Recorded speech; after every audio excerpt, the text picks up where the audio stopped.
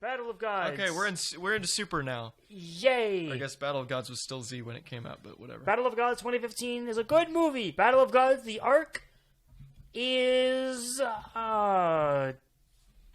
It leaves some things to be desired. okay. Look, it has some cool stuff in it, Yeah. but it doesn't really add anything to the Battle of Gods story. Not really. It kind of just gives it worse animation and calls it a day. I mean, the first episode, like, we have of Super, we have, like, the... Goku gets shot. Yeah, Goku gets shot. You have Mr. Satan giving him all the money. Money! And you have, like, Goten doing... Dude, I don't know.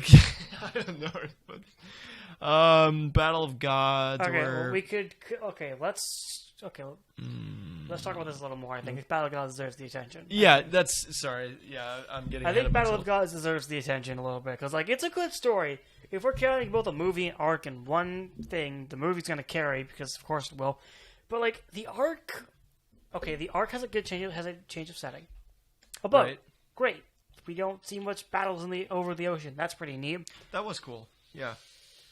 But again, the thing is, the arc doesn't really add much of anything of value. There's the Pilaf gang. They're here. That's true. They make a cameo appearance, Wait, and they're weren't they also young now. Well, aren't they also in Battle of Gods? They might have been in the movie as well. I don't know. It's been long because I've seen Battle of Gods since I've seen Broly. So Yeah. whatever. I don't know. I don't. No. I think they were also in Battle of Gods. They took Trunks hostage with a gun. Yeah, I guess they did. Then Gohan deflected a bullet with a finger, and then Videl got shot in the leg. Well, you're bringing up things that I've forgotten. So, but yes, you're right. Right. Okay. Battle of Gods is a base story. It's relatively simple. It's good. It gave us Beerus and Whis. It introduces us to a whole new realm to Dragon Ball with God Ki, Super Saiyan God. Beerus, Whis, Shin is now even more useless. Congratulations, Supreme Kai. I'm so sorry. I like your character, but you are not very helpful. So yeah, and so the thing is, right? I think I mentioned this last time, and we're just gonna have to repeat a bunch of shit that we said last time. Yes, I know, because we lost 2 hours of footage. But or was it an hour? Whatever. Point is, footage gone. Yeah. Re-recording. Yay. So like, I do like the fact that the god form is something that is sort of ritualistic, and it's not really earned by training, which is something that frustrates Goku. Unless you're Vegeta. Yeah. Maybe. So we don't know how he did it, actually. I don't know, man. But the don't. point is, right?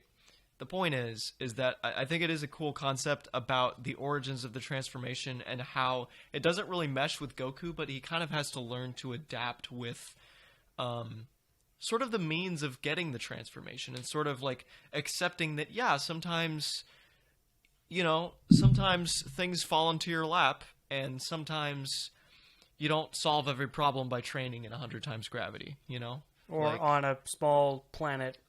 Yeah, so sometimes in heaven. Sometimes you got to do things other than what you love or your priorities in order for the betterment of the universe. Sometimes you have to summon a soul of a really, really old and dead Saiyan. Yeah, that's... I don't know what the battle... I don't know. Yeah. I just remembered some dialogue. Like, it's basically necromancy. I think it was like some dialogue from Battle of Gods, like, the original Super Saiyan God is speaking to me or something near the end of that movie, and I was like, oh, that's neat. Oh, yeah, they were like, I can hear God. I can hear the original Super Saiyan God. Jesus Christ, I'm being saved. Okay. Oh no, his son's being thrown at me. I liked the fight, like, in the upper atmosphere of the Earth. That was cool. Yeah, I will not let you destroy my world fight. Ooh. Oh yeah, that was really sick, Goku dude. rises out of the rubble and then goes punch the cat.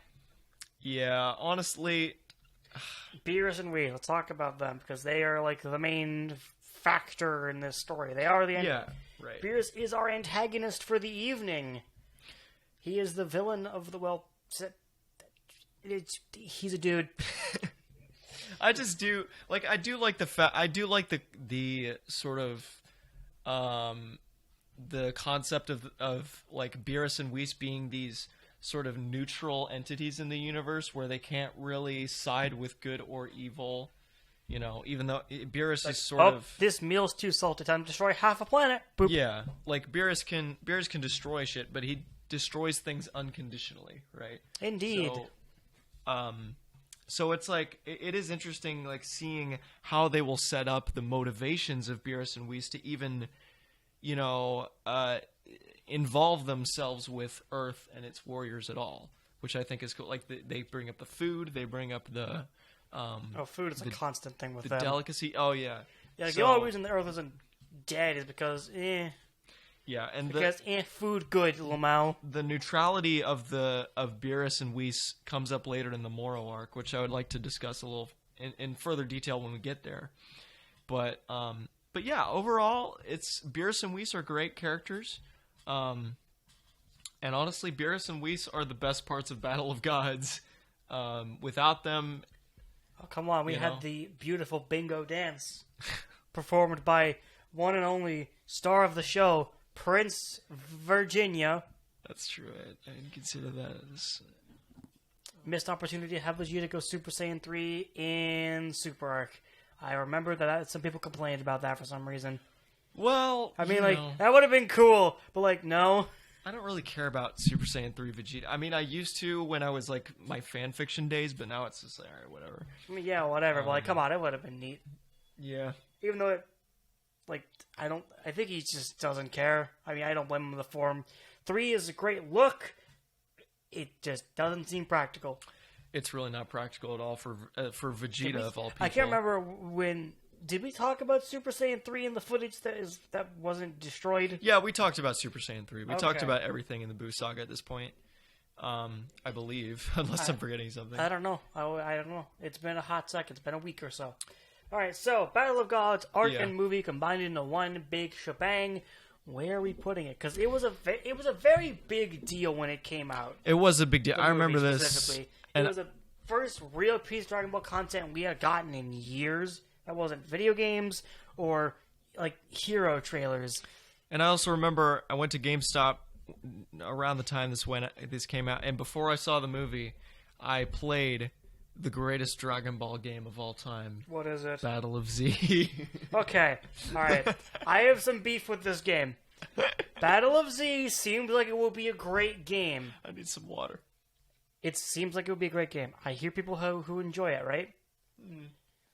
But it's not a good game when you play it single player. Oh my god, I can't fucking stand it when you play it in single player. Yeah, it's rough around the edges, but so is that one. So is step. the entirety of the I can't talk tonight. So is the entirety of the Dragon Ball Super Battle of Gods arc. Yeah, it's like your stepbrother at Thanksgiving. It's like, he's got some good qualities. You don't really, you haven't seen him through to the end, but he's rough around the edges, and, I don't know. It's, anyway, Battle of Gods. We're talking about shows, not games. That's another tier list for another day. Battle of Gods, I think, because it had a very big impact on Dragon Ball, both when it came out and everything. It's gone on to define what Super's become. I feel like it should be in A. In A, really? In A. I feel like it should be in A. Really? Solely because of the impact it has had on the rest of the franchise up until this point. In A. In A. I genuinely think it is very good. All right, I'll give that one to you, man. Let's go. All right, Resurrection F. I was going to put it in B, but okay, I'll go with A. All right. We'll round up in these cases. And you're a bigger fan of Super than I am, so I'll give that This is true. However, I don't think Super overall is a full good package. No, it's, yeah. I enjoy it, but, it is not perfect by any means necessary. Resurrection F is not good. It's not. It's you're a very right. pretty looking movie. It's great. Not a good arc. The animation's great. Don't stop. No, for the movie. Oh, not for the show. The show, yeah, the show's animation. The show at this Dragon Ball Super's animation at this point was so bad. Yeah, it had to be bad. It had to be outsourced and stuff. But it was garble. Yeah, it was rough. Okay, regardless, Resurrection F is the art had so much potential to, like, give more detailing and everything to this story that it so desperately needed, and it didn't do that. The only thing I really think we got was a Gotenks cameo. All he did was headbutt Ginyu Taguma in the balls, and then the only other thing we got in the arc that I think was new was, hey look, Ginyu's back. Oh wait, Ginyu's dead. Yeah, it's... I don't know. I appreciate the callback to Ginyu, because he was transported to Earth and nothing ever happened. So, great. Excellent. He's back. He's Taguma now. And then he's dead. Murdered by Vegeta. And now all of the Ginyu Force are together again, right in hell. Yeah, so I guess the elephant in the room here is that Vegeta probably should have gotten the kill against Frieza. Yeah, we also need to talk about Blue and Golden Frieza. Yeah, Super Saiyan Blue is fine, whatever. It's okay, fine. Also his original name was Super Saiyan God Super Saiyan. Technically speaking, that is its name. And I'm surprised that I got through saying that name without vomiting in my mouth. Super Saiyan God Super Saiyan is the name that I believe is the current copyrighted material for the name. Hence why it is on all of, hence why it's in the games, why it's on the merchandise. SSGSS is the official name. Super Saiyan Blue came later after the copyright was made, and that's what it's called, mostly by in the shows and most people. But it's not what the form is called. It's just a nickname. It's so bad. It's not good. Yeah. Good God. And also, so that doesn't even frustrate me as much as Golden Frieza, because, oh my god. Golden Frieza is fun. It's simple. I kind of like the contrast between Super Saiyan and Golden Frieza. Great. I just wish it did more to him than, turn him gold. I really wish... Okay, maybe not a fifth form for Frieza, but, I wish it physically changed him a little more than just turn his final form a different color. Yeah, I really wish it wasn't a reskin, and I understand the thematic implications of it. It's premium skin Frieza. Yes, shiny Frieza. So I get this. I understand the thematic implications of it. Frieza is kind of mocking the Saiyans for having this golden transformation, and he's like, hey, I can do it too, and that's funny, but I feel like that should have been a fake out, this is this is my 100% form, and he turns into Golden Frieza, but then you find out, oh wait, this is only 40% of my power or whatever, and he goes again, and it actually maybe changes shape like his brother Cooler or something. I don't know. Maybe that would have been cool, right? Aha. That would have been awesome. Cool. Right. Here's the thing. Oh, God. Frieza, Golden Frieza, I just wish it had more of a physical change to him. Yeah. Okay, fifth form Frieza would have probably been a little bit of a... I don't know, I think it would have been cool, but, maybe a bit of a rehash, but, Golden Frieza is unique in the sense that, you know what, it's a surprise. It is. But at the same time, it's just, you know what, no, it's just like Super Saiyan Blue. We don't see them build up to it, and it just kind of happens. Yeah, it's not earned. In the arc, we see Frieza do a little bit of training. And same with Goku and Vegeta. We see them, clash fists and first get a taste of what Blue is, which is great. But we don't see enough of it to get enough build up in order to feel like either of these forms were deserved in any sense. Yeah, well, and... Granted, that was the point of Super Saiyan God with the whole ritual thing. But, if these forms had to be trained to get, great. Show us that. Don't show us 3 seconds of it and then just, boom, look at that. They can turn into blueberries. Yeah, and gold. I mean, when I say it's unearned, I mean Super Saiyan Blue. I don't... So, I actually kind of like how Golden Frieza's form... just not talking about the aesthetics of it at all, I do appreciate how they've handled Golden Frieza, because it kind of makes sense that it would be unearned, because Frieza's never earned anything in his life. This is literally the first time... I mean, I guess he mentions that he's trained with his father, King Cold, at some points in his childhood, but... some... Yeah, but, this is the first time he's trained, hard for something. And it makes sense, because he's such a talented person, talented, emperor of the universe that he's never had to work for anything. And He's so when just he finally that does, it makes naturally sense that strong. Yeah, it makes sense that he would get a new form. And I also love that the fact that his power level is canonically like 200 quintillion or 20 quintillion or something. Is that what it is? Yeah, it's something along those lines. Is the power level of Golden Frieza. Golden Freezer. I thought that was always funny there. Anyway, this Res- is okay. Resurrection F. Okay, we get some cool moments with the other Z fighters. Great. We get right. Yamcha wasn't there, but Roshi was. We also get the beginning of the story arc of like Krillin being unconfident, which is true. Which is not really fulfilled until what, episode 63 or 64, somewhere around there. I do not know. So yeah, honestly, overall, let's see what else. Anything else we want to mention? Jocko is a character. Yeah, Jocko's introduced. I like Jocko. He's pretty fun. He doesn't get really funny until an arc later, but you know what? It's fine. Later, it's fine. It's fine. Don't worry about it. Okay, taking the arc and the movie into account, they got a really good metal song about Frieza. That's from the art. That's from the movie. That's pretty good. I don't know. Resurrection F really wasn't. It's a fun action film. Are you really gonna put it in D? Is that really the way to put it? I want to put it in D. Okay, look. I think Golden Frieza gets cool later, like in Tournament of Power era, but Blue, it doesn't really have an impact until an arc later. Yeah. So, dude, honestly, I'm looking at this, right, and I'm saying, are we really gonna say that Resurrection F is on the same level as Majin Buu? Are we really gonna say that? God, can we do that? No, like, I can't in good conscience put this in the same echelon as Majin Buu. Really? I mean, I probably could, but like, I just kind of passively enjoyed Super more than anything else. The more that I think about like Resurrection F, the more it's like it's not really that good. It's a good action film. I don't like this movie. It's fine. It's good action, but the problem is I don't. You can't get behind the stuff like with Battle of the Gods. Yeah, I can't like.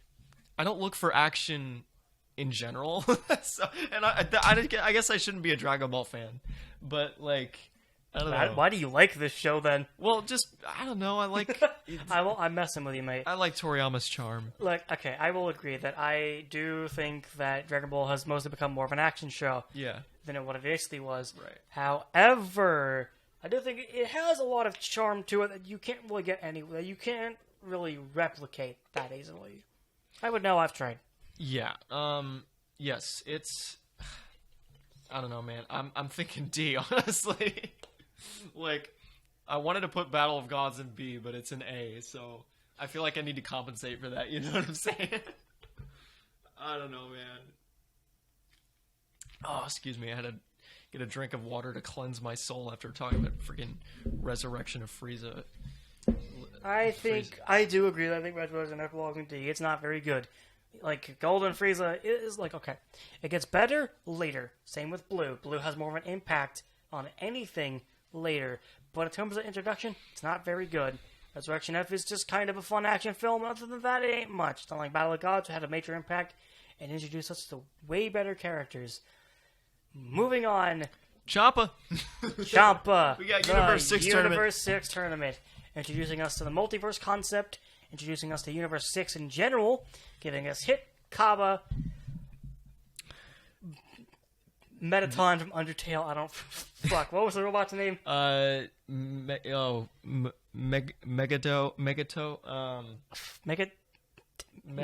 Fuck. I don't know. What is his name? Magetta. His name was Magetta. Magenta. Okay. Alright, we have Hit, Kaba, Frost, Robot Man, and Winnie the Pooh Bear. Alright. Yeah, Botamo, I think is his name. Okay, Botamo ain't really anything. He's not much of anything. Yeah, Magetta is pretty cool. Like, just generally, cool. he put up a pretty... He had a very entertaining fight. Frost is fascinating, up until he turns evil, which honestly is kind of lame. He's a new flavor of evil to Frieza, but he's just like, come on, guys, you had a real chance to give us some like a good Frieza. Like, would have been a fun. It would have been maybe an obvious thing, but it would have been fun for a parallel universe to have that. But no, he's just a different flavor of evil. Which, don't get me wrong, he's very entertaining as that. Right. It is. And like the dub does him a little bit of favor. I really like his dub voice. I don't know. I haven't seen much Super stuff. I've watched it all subbed. Yeah, me too. Because it took like what 2-3 years for the dub for that show to come out. So way too long. Yes. Regardless, okay, Kaba is basically Universe 6's Vegeta, kinda, sort of, ish. He's got a Gallic gun to himself, so I mean that's something. Yeah. You know, honestly, guys, if I'm being honest, the Universe 6 tournament is easily the best arc so far in Super. I don't disagree. Well, not counting stuff in the future here, but just up, like, considering Battle of Gods, Frieza, and Universe 6. Oh, yeah. Universe 6 was the first original concept to Dragon Ball Super. I think that's great. Yeah. It gave us, again, multiverse, new set of characters, and, like, new set of characters, and, like we got Champo, we got Vados, two great introductions to the cast. Gave us Universe 6 and the rest of the universes to toy around with. And then, like, it gave us a fairly entertaining tournament. Well, simple enough in concept. Majin Buu fell asleep. Great joke. Honestly, it was pretty funny. Comedy! Like, am I right? Comedy! Mm-hmm. Yeah, but, like, it was comedy. Okay. It was a good joke. Once. I'll come later. So, like, here's the thing. Right. It's good. I think Universe 6 tournament is great in terms of, like, comparisons, just Battle of Gods, the arc, and Resurrection after the arc. Universe 6 is the best thing Super has produced up until that point. Yes, absolutely. And the Kaioken Super Saiyan Blue combo put Super back on the map. It really sparked everything to go back and... Honestly, I didn't watch Super, like, up until Universe 6 happened. I saw the first episode, I saw, like, the end of Resurrection F, and then just watched everything else from there. Yeah, I mean, yes, this tournament is really what honestly gave me hope for Super. It should have been the start of Super. Yeah, it really should have been. And we just make the movies the versions. Yeah, and honestly, I kind of view this arc as very similar to this Fortune Teller Baba arc. Because of the, sort of the 5-on-5 sort of tournament style thing. Very similar arcs, and that's why I would like to put it on the same echelon as maybe B tier, like next to Baba, sort of. Okay. Like, honestly, that's fine. I think its impact is very important to note. Yeah. Solely because it puts Super back on the playing field properly. Because let's be honest, those movie recaps, and good God, the animation was not good. It was horribly rushed. Gosh darn it, Toei. Yeah, it was rough. And you know what? I just remember, I think like Vegeta got like 3 out of the 5 kills on this. Yeah, Vegeta carried the entire tournament. Oh yeah, dude. Vegeta and they got dominated because, of course, he did. Yeah, and honestly, like I kind of. And it's pretty cool. I kind of just felt bad for Piccolo because, again, he was just reduced to, like, oh, I have to give up because clearly this guy's stronger. And oh, my God. Anyway, poor Piccolo. Can't do anything. Piccolo's character. He doesn't do anything till the new movie, which we haven't seen. And honestly, I can't blame them for doing that because, theoretically, Piccolo's character should have been assassinated way earlier than the Buu saga because... It's just not the only reason Piccolo was able to keep up with everything and the Super Saiyans and all that stuff through the Cell Saga was because he was Toriyama's favorite character. That's the only reason why Piccolo stayed relevant for as long as he did. Fused with Kami, boom, strong. Yeah, can't go anywhere now because I'm out of things to fuse with, and I don't think he could keep up with just training alone. I like Piccolo, but I don't think he could do that. Like. Yeah, it's... Anyway, so, the whole Monica joke was really funny, but I think... Monica is the strongest guy in the Universe 7, don't at me. Obviously. Yeah, absolutely, dude. And, honestly, I think... I think the highlight of this, honestly, the highlight of the tournament has to be Goku and Hit, right? Of course it is. In the manga, Super Saiyan God makes a reappearance, which is cool after not seeing it for a decent amount of time. Yeah. That's it. But yeah, you get you get the Kaioken stacking on the blue. You get Kaioken. You get God back in the manga, which was his first reappearance, at least in terms of Super's content. Was after Battle of Gods. That was his first reappearance in terms of the manga's timeline of events, and that was pretty cool to see. And then Kaioken Blue, great combination that would go on to be used to no effect in terms of, having repercussions. Yeah. You know what? I also quite liked Vegeta versus Vegeta. It's a really fun fight. Had a really good Final Flash in it. Yeah, that's true. First use of that technique in a hot second. Yeah, and people were disappointed that Frost was kind of not the character they were expecting, but... Okay, again, Frost being evil is, thinks he's, okay, I am one of those people, I'm one of those people that, I wish he was, the good Frieza. I feel like that would kind of fit the whole semi-mirror kind of world that Universe 6 was built up to be. Yeah. I think there is also an argument to be made that it's kind of poetic by the fact that even if you look in another freaking universe, Frieza is evil, still a douche, because that's just his destiny, is just to be a giant tool, which I kind of appreciate. But I guess that is fair, but come on, it's like a different type of evil. It's like a less he's different. Like I said, he's a different flavor of evil. Yeah, it's more of like a sneaky, conniving evil rather than oh hey, die planet. Yeah, here I am.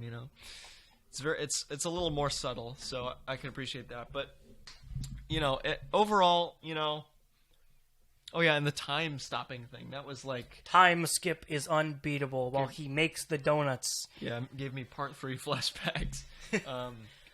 So I don't know if I said this. I'm pretty sure I said this before, but honestly, in my headcanon, Hit is just Universe 6's counterpart to Guldo. Yeah. Come on. Guldo is short, fat, and can stop time. Hit is tall, jacked, and can skip time. They're the exact opposite of each other. Also, wasn't there one universe that couldn't even participate in the wasn't there a universe 13 or something that was erased? Yeah, erased. So my headcanon is that the Hit from that universe is Dio. I'm pretty sure the other universes just don't have counterpart. I think just G6 and 7 do. However, oh, I see. Yeah, I think it's to where 6 and 7 are sister universes. Oh, gotcha. It's gotcha. they have same races but different stories type thing. Okay, well I'm rusty on my super knowledge. That's fair. But now that's my headcanon too. Universe 13 is just JoJo. Yeah. It's JoJo but with Dragon Ball characters. So yeah, overall great arc. Liked it a lot. I personally think it's better than Battle of Gods, but I was gonna put Battle of Gods in B anyway, so that's fine. They're in the same tier in my heart. I think Battle of Gods should be an A solely because of its impact on the entire franchise. Yeah, I can respect that. What's next? Next is Copy Vegeta. Okay, Jelly Vegeta is a fun concept. The dub is fantastic, bringing back Brian Drummond, and that's really about it. It gives us a Goku versus Vegeta rematch, which didn't really last very long. Vegeta in a pacifier. That's pretty funny. Gotenks did nothing of note outside of try and fight. That went extremely well. Other than that, more Monaka? Yeah, honestly, dude, this is this arc isn't filler, but it sure as hell feels like it. Yeah, dude, honestly, this was a real slog to get through, man. Watch the dub, it's great. I should check out. Watch the dub. That's the only reason you would watch this arc, is Brian Drummond's back as Vegeta. That's pretty nice to see. Other than that, the arc doesn't have much value.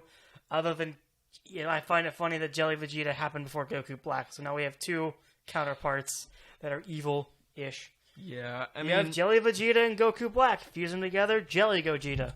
Just for the fact, so I wanted to put this in F originally, but just for the fact that Brian Drummond makes an appearance, and also Arale from Dr. Slump. Oh, is that? I guess that would just be, that just falls under this category. Is that really? Is that an episode? Or is that a mini thing? I think that was just an episode, wasn't it?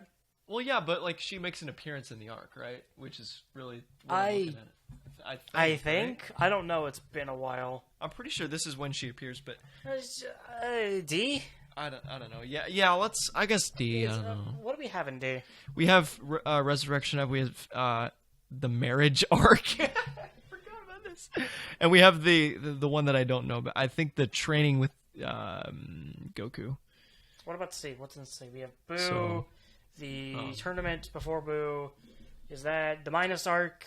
Which Boy movie is opening. Yeah. What else is that? I can't read any of it. Great Saiyaman, Otherworld Tournament.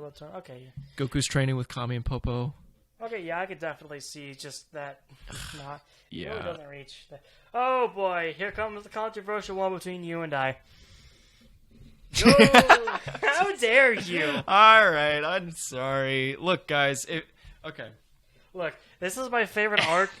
This is my favorite arc in Super. I love Goku Black. He's such a dumb fan-fiction-y concept, and I love him to pieces. You know what? I can say that I like Goku Black more than Copy Vegeta. I can confidently say that. I can say that with confidence. Okay, here's the thing, right? Goku Black Go ahead. and Zamasu. Great villain duo. I rather enjoy they bounce off each other a little bit. I like them. I could hear them talk till the day the sun dies.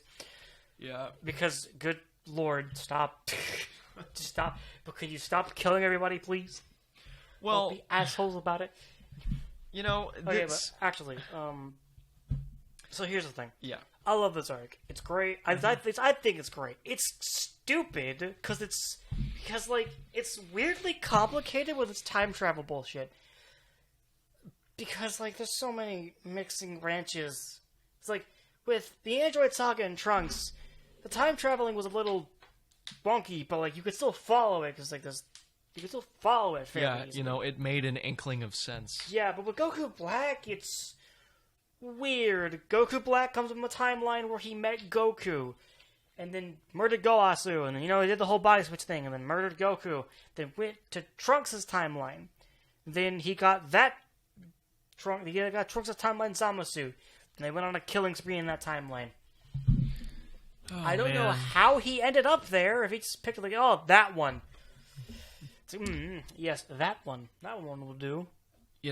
I just... And then they went back in time, and then, look, it's Goku. Goku. I guess I could... I don't know. The first 2 episodes, though. Yeah, I will say, those were bangers, for sure. The first episode of the Goku Black arc is beautiful. Yeah, it's... beautiful. It's really, really good. It's up there with, the introduction of Cell, too. Yeah, it's terrifying. It's pretty terrifying. Bulma fucking dies. Yeah, it's rough, man. Damn.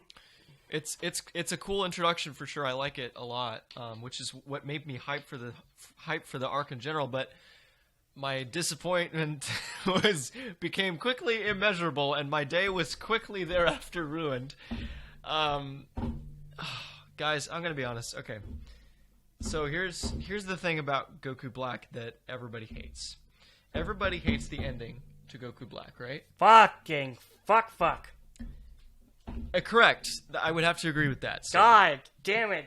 Why destroy... No, not destroy. Erase the entire point of the arc.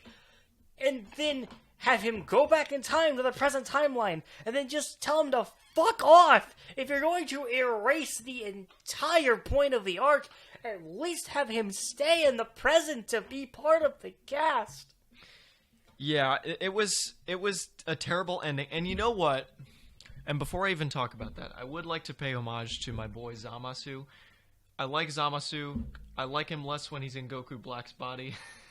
I don't like Goku Black that much as a character. He's just so generic. I've rather grown fond of Black, mostly just because I find him interesting, which is weird.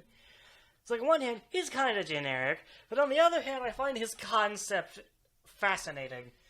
Yeah, I just couldn't shake the feeling that I was reading a fan fiction, which it basically... Okay, if it was a fan fiction, it would either be better written or worse written. You gotta pick one here.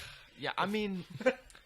I don't know, man. It was just Goku Black was so generic for me, and I did like Zamasu though. I did like his ideology of the fact that the Kais were these superior beings, and the mortals of the universe should really know their place. And he was basically a classist. That's what he was. It was like fascism. And the one thing I like about their dynamic is Black is kind of this.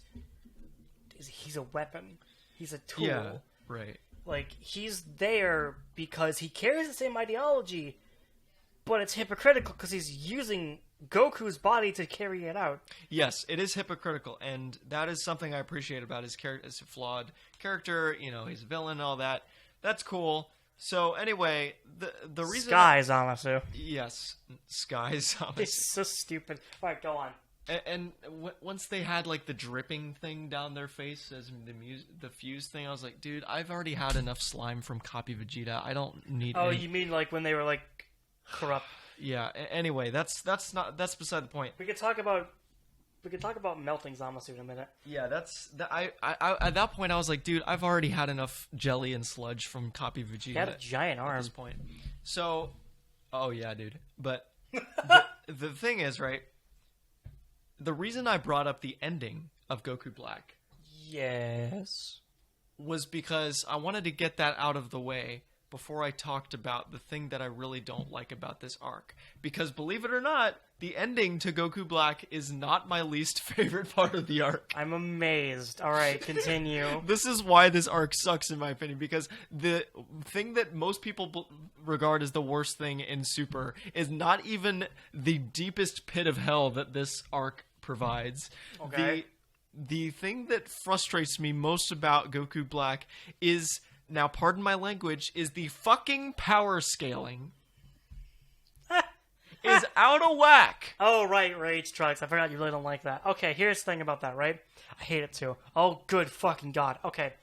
It doesn't make any sense. Trunks, in Super Saiyan 2, should be able to hold off a Rose Goku Black and Zamasu's kind of a bitch, but he's immortal, so he kind of gets carried by that. Like, okay, if Black was in Super Saiyan, like in the manga when he was that on occasion, yep. Like, I feel like the manga does this art better and also worse in some areas, and it's like, can we just combine it? You've read the manga of the Goku Black, haven't you? Yes, I have. Yeah. Okay, we could talk about both in this case. Yeah. If Black was in Super Saiyan like he was in the manga, okay, correct me if I'm wrong. It's been a while. Have you read it? Any of it in a while? Not in a while, but It's been a while since I've read it too. Okay, but like, if I'm recalling correctly, Black did go Super Saiyan. It was commented on by Vegeta, and I'm sure he went Rose most of the time. But like, if Black was in Super Saiyan, I could see Trunks maybe being able to keep up with that. Yeah. But he shouldn't be able to keep up with Rose, like, at all. Period. Not a zilch. Nothing. It was just... Rage looks cool. Like, the transformation itself is very cool looking. It's simple, but it's got, like, the gold aura combined with the blues particles. I think it looks great. It's unearned, out of nowhere. It's a surprise, but it doesn't have the impact that Super Saiyan 3 does by any means at all. It doesn't have any build-up. Like, 3, you could at least make an excuse to the fact that Goku's been dead. Of course he would train. Why would he not do that? Yeah, and it's been 7 freaking years. Exactly. With Trunks, he's gotten Super Saiyan 2 because of the events at Majin Buu. Great. But Trunks with Rage, it's a cool looking transformation. It's a good scene. It's a good looking form. It just comes out of left field.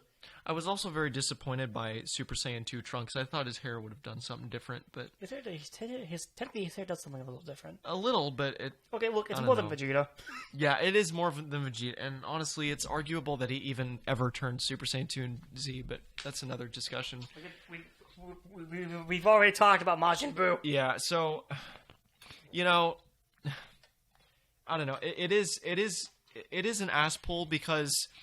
Oh, it's they were like textbook definition of an ass pull. Yeah, because they were like, Trunks is Trunks would. I mean, look, I get what they were going for. He needed a way to keep up. Yeah. Fair. Right. But, like... Okay, and the manga, again, does the thing better to where they don't go back in time. They don't go back to the future 3 times. They go back twice. Yeah, they only go back twice, which is good. And even then, it felt like too much. Because the time travel shenanigans were all out of whack. Nothing made sense. And this is...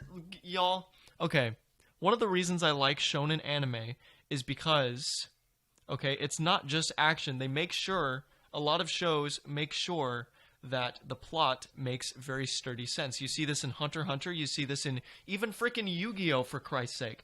The children's card game show. Yeah, that's right. Yu-Gi-Oh! Does a better job of establishing its rules, especially in the Battle City tournament, than freaking Dragon Ball Super does in Goku Black here. Because talking original Yu-Gi-Oh! Specifically. I don't know about 5Ds or the rest of them. Or whatever fucking Jaden show was you called. know what? As cringy as GX and 5Ds were, okay, I don't know what you're talking Zexal, about. 5Ds is great. Well, okay. We're not talking about... Come on, Ethan. Card games yes, on motorcycles. On motorcycles, I get. So as cringy as GX and Zexal were sometimes were, the rules of the card game never went out the window quite like they did in Duelist Kingdom. That was the only time in the frickin' series that the rules went out the window. And ever since then, ever since Battle City, they've had a really good handle on what the rules are for the game. And I love that. I love anime with very specific power systems because then you have a very real and aware sense of how strong everybody is, what everybody can do. And then once you have the rules in place, then you can bend them. Then you can break them slightly. But if you don't have even a good concept in the first place, for example, the freaking time limit shenanigans with the time travel. Time limit? What? Yeah, like in the manga, they had something like, oh, you can only be there for a certain amount of time before you have to go back, and then it was just so many retcons. I don't even remember that. Like the time travel made sense in this the only the thing I remember saga. about a time limit is like they had a fueling issue, which makes sense. You need something to power the fucking time machine, so you had to like refuel it in the past. Great, and then you go boom. Goku Black for the time machine. Rebuild it using the parts from cells. That's a great callback. Refuel it. Boom. Bam. Pow. Done. Great.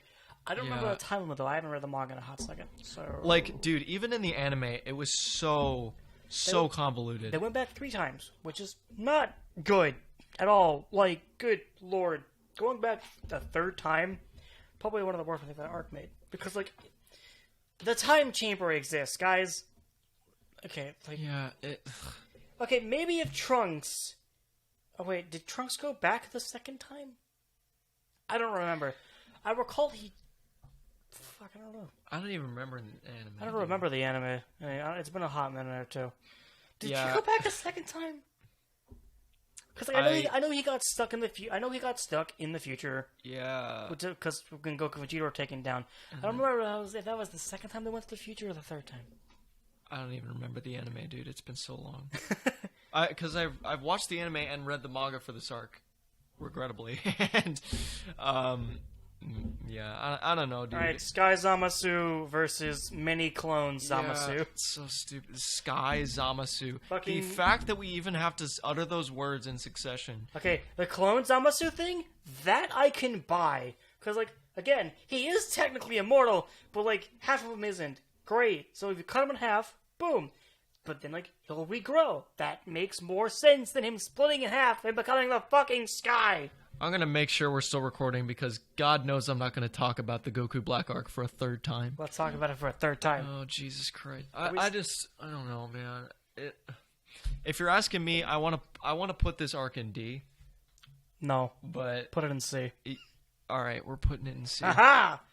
I like it like I like Boo, but I like it more than Boo, but I'm not going to argue for putting it in B. It doesn't belong there. I honestly like Resurrection F better than Goku Black.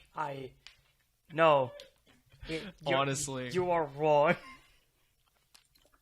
Okay, well, you know what? Goku Black has higher highs than Resurrection F, but it has lower lows. You know what? That's fair, honestly. So like, I like this arc, but I won't defend its problems. It's got a lot of problems. yeah, I like it out of a pure spectacle and just as a dumb fanfiction brain. Like, it's evil Goku. It's a canon evil Goku. Why the frick not? And you know what? Why not? Like, it's a dumb fanfiction concept, and like, sure, why not throw it in? I mean, give the creator a chance to dance with the idea. Yeah, Besides, Toriyama wrote the notes for it, so like, yeah. I mean, it just the execution was the execution could have been way better. I agree with that. And you know what? Come on, we could have gotten Goten Black. Jesus Christ! Oh, come on, that would have been fun. It would have been fun, but you know what? Give Goten something to do. So we've reached. We've reached to the longest tournament. Yes, we've reached one of the pillars of Dragon Ball Super, the Tournament of Power, the powerful tournament, the tournament of strength, powerfulness. Very very tournament of you. How very tournament are you? I agree. This is not the normal bracketed tournament that we've seen earlier on. Team free for all. Yes, you it's could a say battle royale. Battle royale. Yeah. So a great idea. I think this is a tournament with most of the universes. Great idea. Yeah, excellent. Most of them aren't threats. Universe 10 got like pushed aside. Honestly, put Goku Black in the Tournament of Power for Universe 10. Boom, done, easy, clap. Yeah, Kidding, but like, okay, Universe 10 done. 9 was the trio to Danja, right? I don't remember. It's been a while. Okay, if I'm not mistaken, the trio de Danger. What? Don't look at me like that. Sorry, We're from Universe 9. I'm just cherishing your knowledge right now because I don't. I only read the manga for this. I didn't even see all of the anime for the tournament. Oh, really? You did see the anime for the tournament? Yeah, from Universe 9. Okay. So Universe 9 was the first one to be eliminated. They were the only ones built up really up. I think it's like 10, but all we knew about Universe 10 was Gowasu, and he wants to become a god tuber. Yeah, so okay, like most of the universes really weren't threats. The one robot universe put up a bit of a fight with their big fused guy. That was pretty cool. Right. 10 was kind of wiped out pretty quickly. 9 was erased as the first one, which actually is a really good scene. Like Universe 9 being erased, like everything stops. Yes, that was a really cool scene. It was kind of unsettling there. Yes. Very good scene. Very good scene. Good job, guys. You did it. Yeah. Overall, amazing you killed concept. all of them. A great concept. Amazing concept. The execution is hit or miss. Like, I don't know, Ribrianne maybe lasted longer than I think most people would like. Like, I don't hate her as much as I used to, but like, it's a pretty fun, like conversion, like, what's the word I'm looking for? Of like the subversion? Subversion, yeah. It's a pretty good subversion of the magical girl trope. It's like it's I think it's pretty cool. Like, the whole universe is pretty neat. But she lasted way too long. Yeah, and you know what? I would like to give attention to the sort of pink-shaped elephant in the room here. We got oh right, Boo. So, okay, we could talk a little bit about the recruitment arc. I'm surprised it's not a separate arc here, honestly. Yeah, even though they included the freaking marriage arc. But they didn't include the recruitment arc. All right, let's talk recruitment. Yeah. Let's talk about Universe 7 in general for a second. Okay. Android 17. What a great inclusion to the arc. Yeah, I like him. Like, it's a great idea to bring him back. I really like the part where he and Piccolo met again.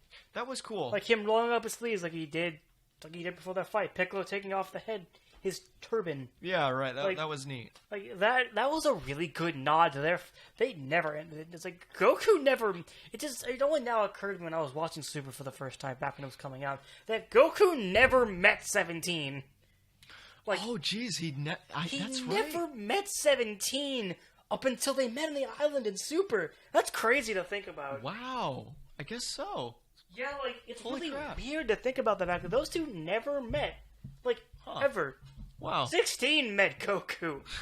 Yeah, that's true. And 18 met Goku, like, later in life. But 17, he just kind of became a park ranger, started a family that we've never seen. Why haven't we seen his family? Yeah, I don't know, man. Do they just not exist? Man, yeah, it's just all a figment of his sick imagination. Yeah, so, but honestly, yeah, the recruitment arc, so... we got a fight between Goku and Krillin. Yeah, and honestly, you know, Okay. I'm a Krillin stan, so I loved that. But Yeah, that whole little mini story with Goku and Krillin, that was great. it was. They were fighting all the ghost villains and stuff. That was really cool. Yeah. But Krillin Kamehameha clashing with the Super Saiyan Blue Goku Well, let's be honest. in the anime is kind of overkill. Well, you know what though? I think yes, it was weird that he went Super Saiyan Blue, but I mean, Like holding back, you can't hold back that much. It's like maybe he could. I don't know I don't know. Maybe he does have the skill to hold back that much. but... much. Like it's a good confidence booster for Krillin, but like my dude, Yeah, it's right. kind of unbelievable that Krillin could hold back a Super Saiyan Blue Kamehameha. You wanted to say something? Yeah. So, Majin Buu, right? Right, Boo. Okay. So Fit Boo looks actually pretty cool. yeah, I did like Fit Buu. Fit Boo's pretty neat. He kind of looks like Evil Boo, but like pink and happy and. Yeah, and No not eyes. and not generic, but Well, okay, that's Super Boo. I meant Evil Boo. oh, I see. Yeah. I meant to say Evil Boo. He's pink. So happy. right. So He looks pretty neat. That form's never getting anything, is it? It's gonna be in Heroes. It's not gonna be nowhere else, is it? it'll be yeah. But it's gonna be in Heroes. Probably nowhere else. We could say that about a lot of forms. But, It'll be in Heroes and nowhere else. You can. You know, but the thing is, right? People were super mad about Majin Buu not being replaced by Frieza. But then we got Frieza, who was Yeah.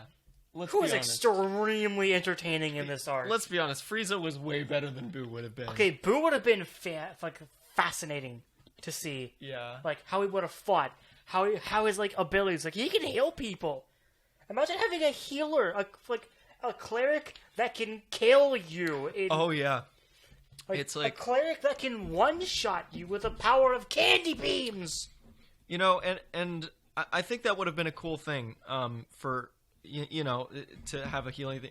But honestly, Frieza would have been way better, number one, and he was way better than Buu would have been. Oh, most certainly. But number two, I also kind of just like the running gag that just Buu just like never can commit to anything. Like he just wants to take a nap, and he's fine with that. Like he doesn't help him out that much, even though he has totally the ability to. Boo has abilities that would have helped so much in terms of power beyond belief. Yeah, but the running gag is that he just doesn't want to, and I kind of like that joke. I remember back when the arc was starting, during the early recruitment arc, people thought they could bring back PyCon. I think that would have been okay, as far-fetched as that would have been, come on, a canon PyCon, that would have been neat. That, I do like PyCon's design a lot. PyCon and Piccolo are very similar, because that's what PyCon's deal was. I'm sure I talked about this a week ago when we recorded the first half of this. Right. But, PyCon he's Otherworld's Piccolo, but it's different enough. I think it could have worked. Xenoverse dances with that concept, but Xenoverse does a lot of things.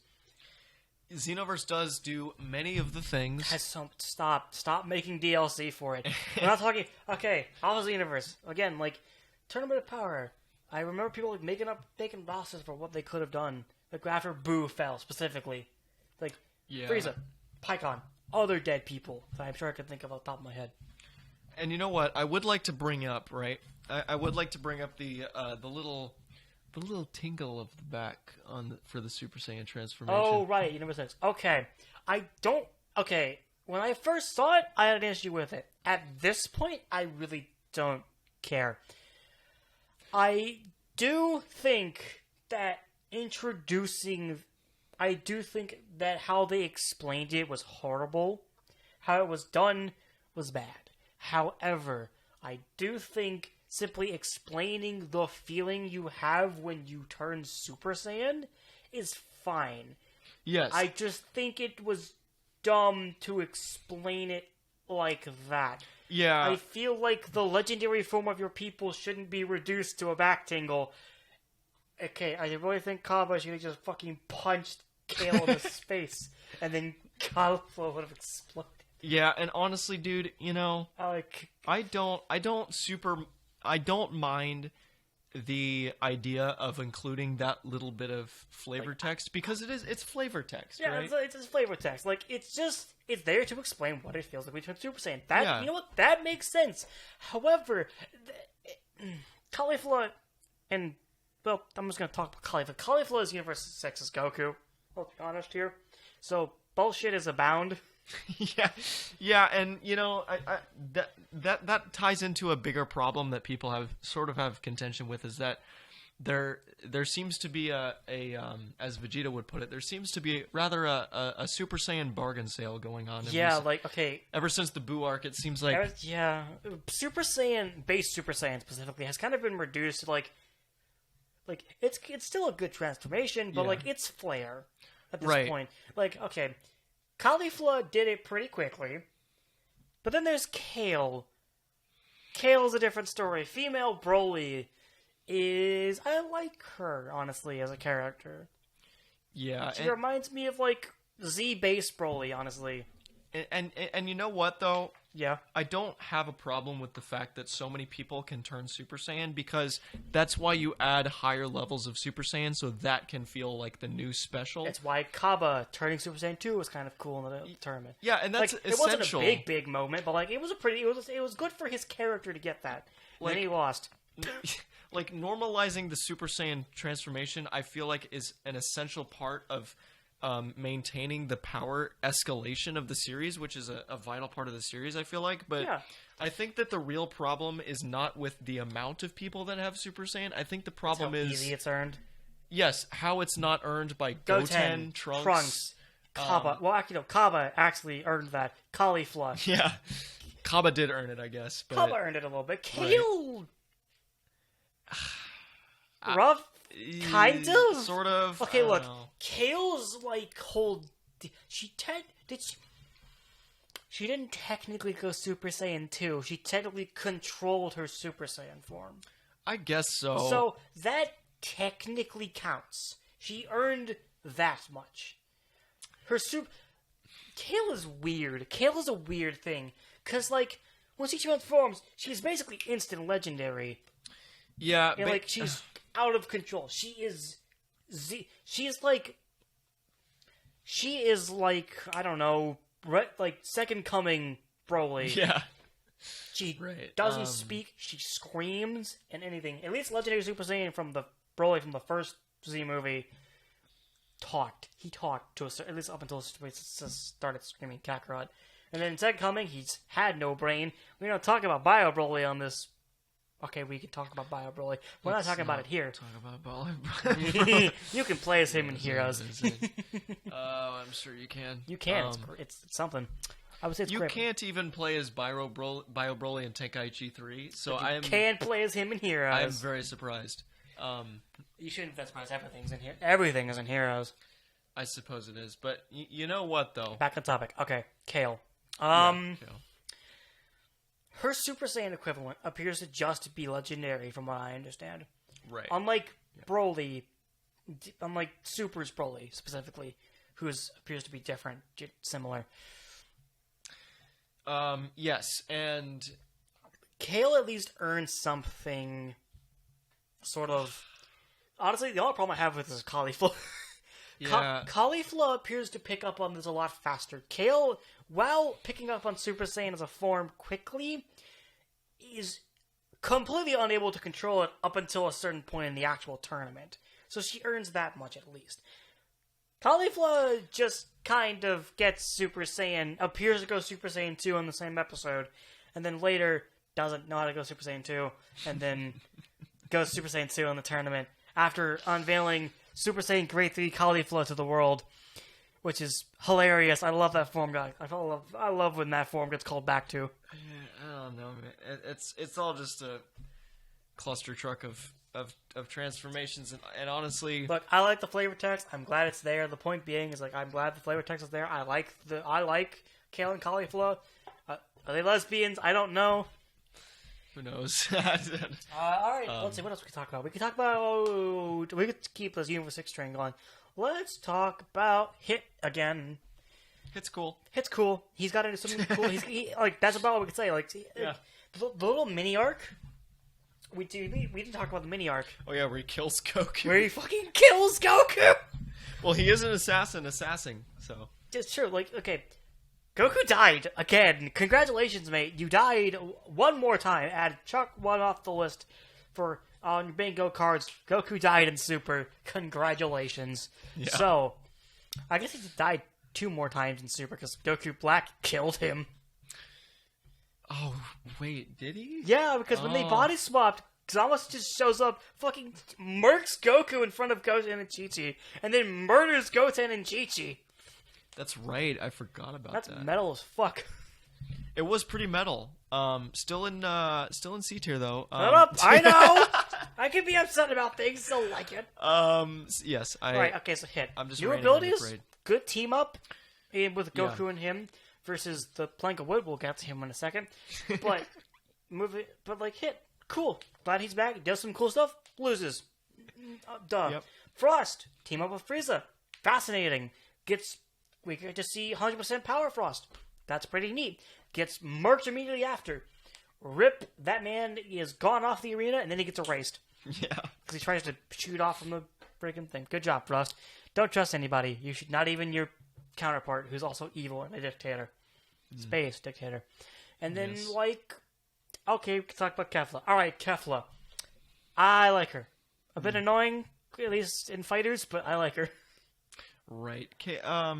Yeah. You The know. legendary super lesbian is a pretty fun addition to the roster, I think. Yeah. Kefla was fun. Kefla was fun. Kefla's got a good but simple design. Yes. Very simple. Very effective. You know, no complaints here, I guess, about Kefla. It felt like it was a natural thing that happened. Kind of expected it. You know what? Wasn't disappointed that, to be honest. Sure, fine.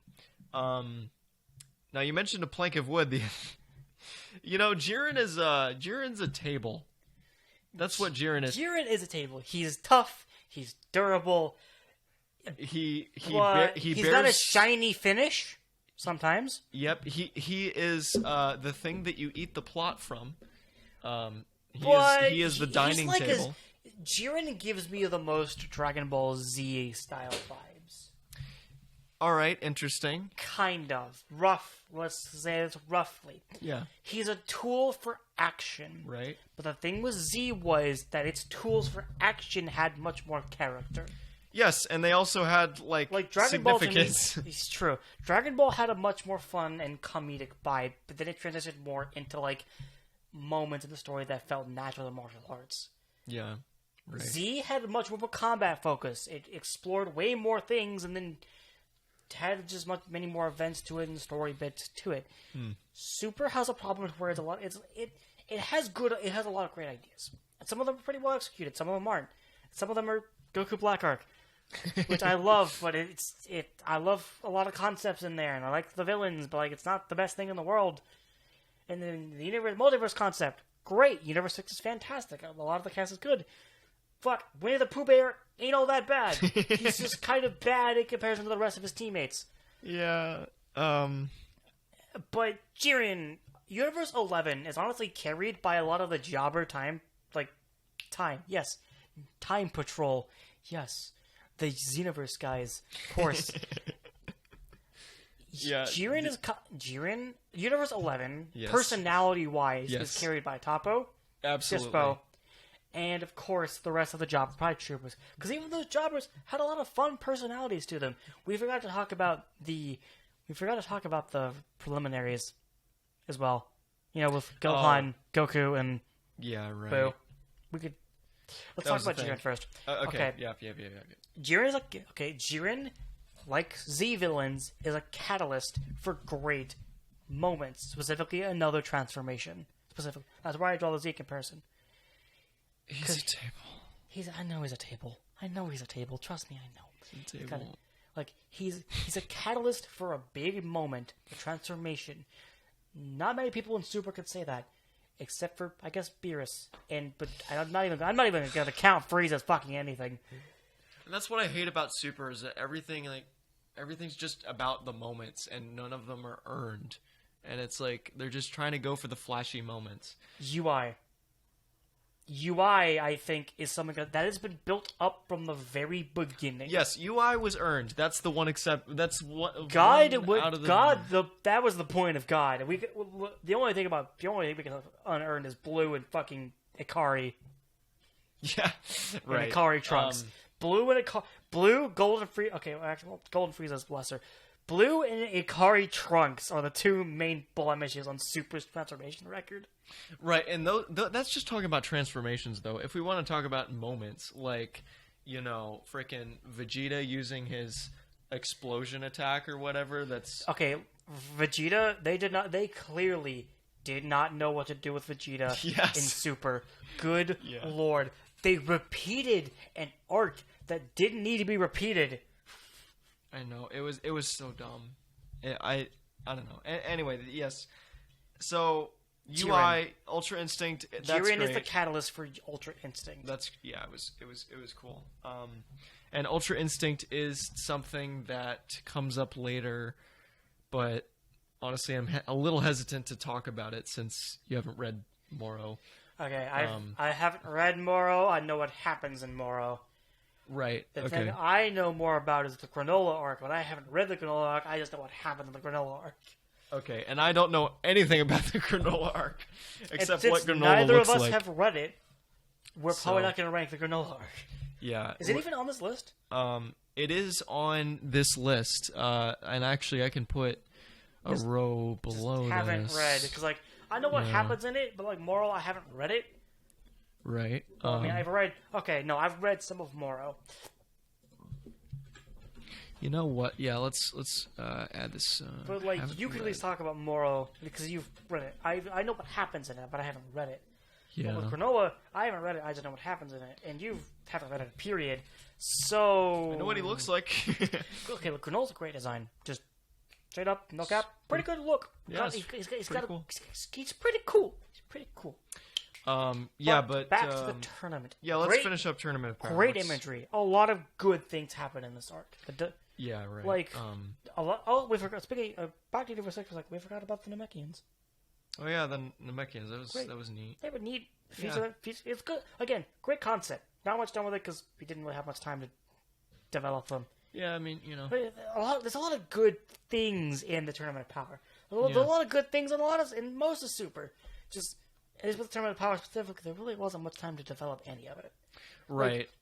The Namekians from Universe 6 fused with everyone else other than Namekian. Great. That's a great concept. They just didn't have a chance to do much or show much personality because they're in the middle of a fucking tournament. They're trying not to die. And you know what? I feel like... So, okay. I was going to say something about the Tournament of Power, but I want to wait until sort of the end of... Because I did want to also mention that Goku absorbing the Spirit Bomb was kind of based. That was pretty cool. Did he absorb that thing? Is that what happened? I don't know. I don't know, or he got caught up in it or something. He got caught up in it. Yeah, he was sent right back at him. It fucking could. Also, I like this is a side note, but I like how we introduced Kachi Kachin, the strongest material in the world. And it shatters like rock. Oh, it does. Yes, it does. It is destroyed. I just find it funny that Kachin was treated with more respect. Yeah. It snapped the Z-Sword, at least. Yeah, I guess it did. Okay, Jiren has a backstory. Okay, Jiren's backstory is not enough. It's not enough. It's really not. It's very, it's simple, it's fine, it is serviceable. Jiren's but backstory that's it. is like, hey guys, my family died, and I gotta catch the evil man. Yeah, guys, I made dinner, but I don't have a table to put it on, so we need a table. So where are we gonna go? So they go to Craigslist, and they're like, hey, this table's called Jiren. let's get this table. And then they get a table, and then they eat dinner on it. And Jiren just kind of stays there afterwards. He's like, well... Jiren has grown on me a bit, but that is only because of Xenoverse. Yeah. And that is solely because of Xenoverse. Well, sometimes and tables get taller if you lengthen their pillars. And fighters too. I like Jiren fighters. I just find it funny that 80% of his dialogue is 2 words long half the time. Yeah, it's like like Jiren is more of a plank of wood in fighters than he is in the actual show. It's great. Oh, I'm sure he is. It's fantastic. Like in Xenoverse, he gets full sentences. Isn't that crazy? Wow, can you imagine full sentences? But holy crap! Like in Xenoverse, he's more of a character than like in fucking fighters. Yeah, they actually figred out how to put a Google Echo onto the table, so now he can say words. And now he can talk. But like in fighters, he's barely anything. Yeah. It's like Christ. That just reflects Jiren as just a basis for everything. He's a plot device. He's a plot device. He's an obstacle. He is an obstacle. He's a wall to break through. Yeah. And on one hand, he serves that role very well, but he's nothing else besides that. Mm-hmm. And that's what separates him from like Z era villains. They are obstacles, they are walls, they are catalysts for big explosive moments like transformations. But they have something to make them different. And you know what? As we near the end of this tournament of power analysis, I would like to mention that poor Goku gets cucked again in a tournament. Goku cannot win a tournament for the life of him. He only won that one in Dragon Ball against Piccolo.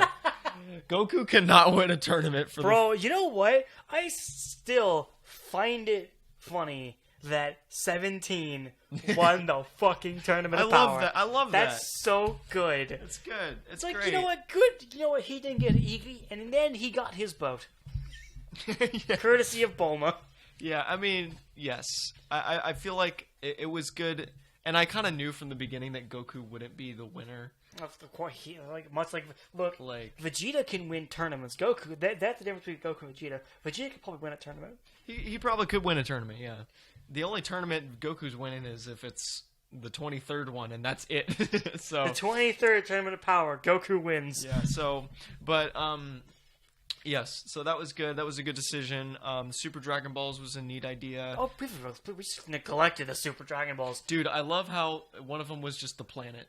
Yeah, that was a fun twist in the Universe 6 tournament. That was great. Like, they're a great concept which implies a lot more lore that I'm sure is ever going to get explored. Right. Like the whole Dragon God thing, who's probably just a really cool-looking Namekian. Mm-hmm. Like, that guy, Zalama, that's his name. Fucking Masako X obsesses over him for the first, 3 years of Super's run. Oh, yeah. That's not important. That Super Dragon Balls as a concept are great. The animation done for Super Shenron summoning was stupid. It looked like shit. And it implies much more backstory than what is given, which I think is really cool. Yeah, it was definitely neat. But let's just to wrap up everything. Tournament of Powers climax. Mm-hmm, yeah. Frieza, Goku, Jiren, 17 is also there. Yep, under the rubble. I think he's out of the rubble at this point. Oh, really? He's shooting things. That's not how it was in the manga.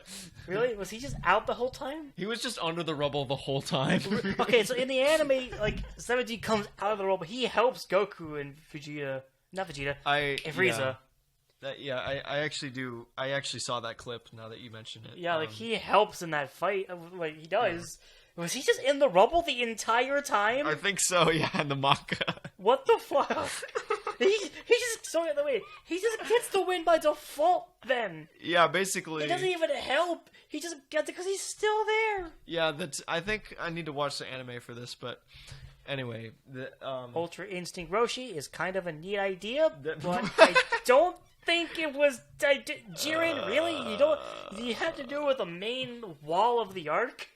I do appreciate that Ultra Instinct is something that any life form can get just based on their martial arts skill. Yeah, like that.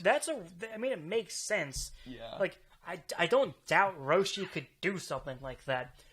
But against, we want to talk about power scaling, Ethan. Against Jiren? Yeah, it's not. Really? It's not. It's bullshit. That's what it is.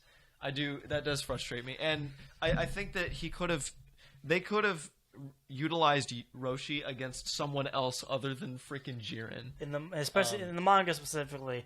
Like, I think Roshi's opponents in the anime were actually fairly good. The 1 Universe 9 guy, the Talisman lady. Yeah, right. There was a third one there. Did he just fight Frost?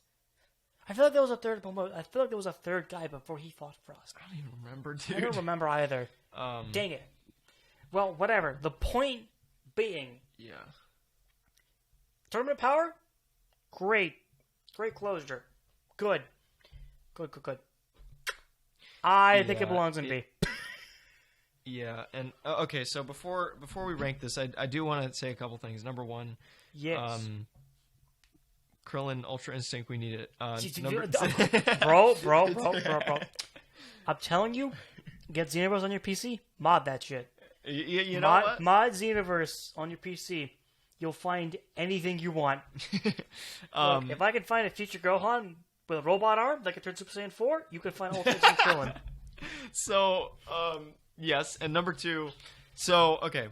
This is the final thing I want to say about the Tournament of Power. I feel like Jiren is gray. Yeah, so it turns out like Jiren's actually the best villain in Dragon Ball. Okay, so he's gray. Yeah. So, the thing I want to say is that the reason I like the other tournaments in Dragon Ball more than the Tournament of Power, and no, the Cell Games doesn't count. Well, what about the other World Tournament, Ethan? Malcolm, the Cell Games does not count as a freaking tournament. It had 2 fights. Yes, the games and the Cell Games had 2 fights. I guess 3 fights if you count Mr. Satan's fight. But you know what? You're right. We should. That's the best fight in the whole arc. I don't know what you're talking about. Mr. Satan versus freaking Cell. The smackdown. The absolute decimation of Cell in the moment. Fucking more. But you know what? I don't need to make that joke. Team 4-Star already did in the Kai thing, but Kai Bridge or whatever. But the thing is, right? The reason I like the other tournaments better, the reason I like the Tenkaichi Budokais better than the Tournament of Power, is number one, there's a bracket, which is it's fun. But imagine doing a bracket with all of those fighters. Yeah, it would be too much. So I can understand. I would love someone to try that. I can understand. But number two, like the reason the original Tenkaichi Budokai tournaments are so fun is because sometimes you have good guys versus good guys, or bad guys versus bad guys, or good versus bad, or whatever. You have these fights, and they're not all on just a team. And also, most of the people that make it to the finals of the tournament are people that you've met before. And it's like, oh wow, this is actually like a culmination arc. Like, you know, we get to see the comeuppance of Ten Shinhan fighting the cyborg version of Tao. We get to see Kami versus Piccolo and them fighting and them talking in like ancient Namekian tongues. And we get to see, you know, Krillin versus Goku. That was built up for freaking 2 seasons or some shit like that. Like, that was amazing. Like seeing characters that you already know in the finals of the tournament having to face each other in this sort of round robin deal was really fun, and that's something that was sort of missing in the Tournament of Power, I feel like. Yes, I understand why that would. I mean, it's a different style of tournament. Yeah. So you can't really get that. I understand why that the Budokais will be better. What's the full English name of these things again? Tenkaichi Budokai. No, like, do you know the translation? Do you know? Strongest Under the Heavens. Yeah, that's it. Yeah. That's a cool name. It is really cool. That's the really cool name. Yeah. Okay, but Anyway, that's all I had to say about Tournament of Power. The TOP is a very different style of tournament. Yes. It really wouldn't make it. Even the Universe 6 was a very different style of tournament. Yeah, it was. Like, it was both the tournaments in this arc were just very different from the traditional Tenkaichi Budokai, which was a nice refreshment from the tournament arcs for the series. However, Tournament of Power went on a bit too long. Yeah, I can agree with that. Don't think it needed to be as long as it was. However, I think it should be in B. I do find myself enjoying it enough. I think it should possibly. Well, okay. Is it better than Universe 6? That's kind of my de facto difference. Because, like, UI is kind of a big thing. It is a huge thing. I think that it's on the sort of the same level as the Universe 6. Well, maybe slightly worse. Okay. If we're gonna say, do we think it could compete with anything like B and above? Let's see. Can it compete? Can it compete with C? Could it meet B? And could it even get close to A? In my opinion, no. There's no way Tournament of Power is getting into A. I don't think. UI kind of. I'm just more focusing the UI in terms of impact. From the impact of the franchise, do we think UI could compete with Battle of Gods? Probably not. Could it compete with Universe 6? Probably. Yeah, it could definitely compete with Universe 6 in terms of impact. I don't think it could be Battle of Gods, solely because Battle of Gods has such a big. It is the first. Oh yeah. The first thing, the first piece of Dragon Ball content we got in years, and it is built up, and it is everything it defined modern Dragon Ball. I think UI, great. A fantastic transformation built up from the very beginning. That's like a super Eye Patch Wolf video title right there. What? It defined modern Dragon Ball. It defined modern Dragon Ball. Battle of Gods defined, but yeah. It did. It did define modern Dragon Ball. It did. You're right. You're absolutely right. I think it should be in B. So the thing about this, right? I don't think the Tournament of Power. I think Pilaf is better than the Tournament of Power. I'm sure someone's gonna fight you over that one. Oh yeah, people. You can fight me. I won't fight you because I haven't seen Pilaf. Pilaf is better than Tournament of Power. Anyone can fight me on that. Like I really gotta sit down and like I've seen most of the original Dragon Ball through clips. That ain't a good way to watch anything. Yeah. Don't do that. I need to go track down the bricks. Look, Red Ribbon Army is better than Tournament of Power. You can fight me. I might fight you on that one. Android Saga better than Tournament of Power. Is it better than Baba? I still don't know about Baba being in B. Honestly, Baba is Baba really good. I love Baba. I really don't know if it should be in B. I think it's really good for its moment with Gohan, but that's the main moment that it is carried by. You cannot deny me on that one. Don't look at me like that. No, you cannot deny me on that one. I do think Baba should not be in B. What about the moment when Goku fights Bandages and he's like, there's no opening, what am I gonna do? And the Devil Might Beam and the freaking joke with Master Roshi doing the nosebleed. Like, this is comic genius stuff. It's comedic gold, but in comparison to everything else in B, I do not think it belongs there. I think it would fit better in C. Look, we can readjust stuff after we go through look, I do think that it is carried by a fantastic moment. Okay. But as an overall package, much like the Goku Black arc, it is carried by a moment. All right, look, man. Maybe I'll move it down to C. I just want to see it in B for a little bit longer. Fine. Where are we putting Tournament of Power? Tournament of Power. We can put it. I'll concede B. That's fine. Fuck yeah, middle of the roster. Yeah. So, okay, Broly. We got Broly. Put it in Z. In C it goes. We did this last time. They don't know that we did this last time. Put it in Z. In Z? Put it in Z. I'm kidding. Put it in S. Okay, I'm just gonna say I'm not putting this movie in. I don't even want to put it in S. This is with the Saiyan saga. Really? Of course it is. No, I'm kidding. With Battle of Gods, maybe. Battle of Gods, probably yeah. Yeah, let's put it. Come on. That's a complete reinvention of a classic character. I'll put it in A. It's a complete reinvention of the classic character. Impact on the franchise. It made so much fucking money. It did. It was a moneymaker. The highest grossing Dragon Ball film, I believe. It deserved to be, dude. It was It was Ken great. and Gogeta. the reinvention of Broly, who before was a screaming mess. And now he's a screaming mess with a backstory. And now he's screaming mess with a backstory and a very, he's adorable. He's Base great. Broly is great. He at least he makes more sense why he loses his mind. Yes, it makes more sense than crying for like 3 hours. For like 3 hours.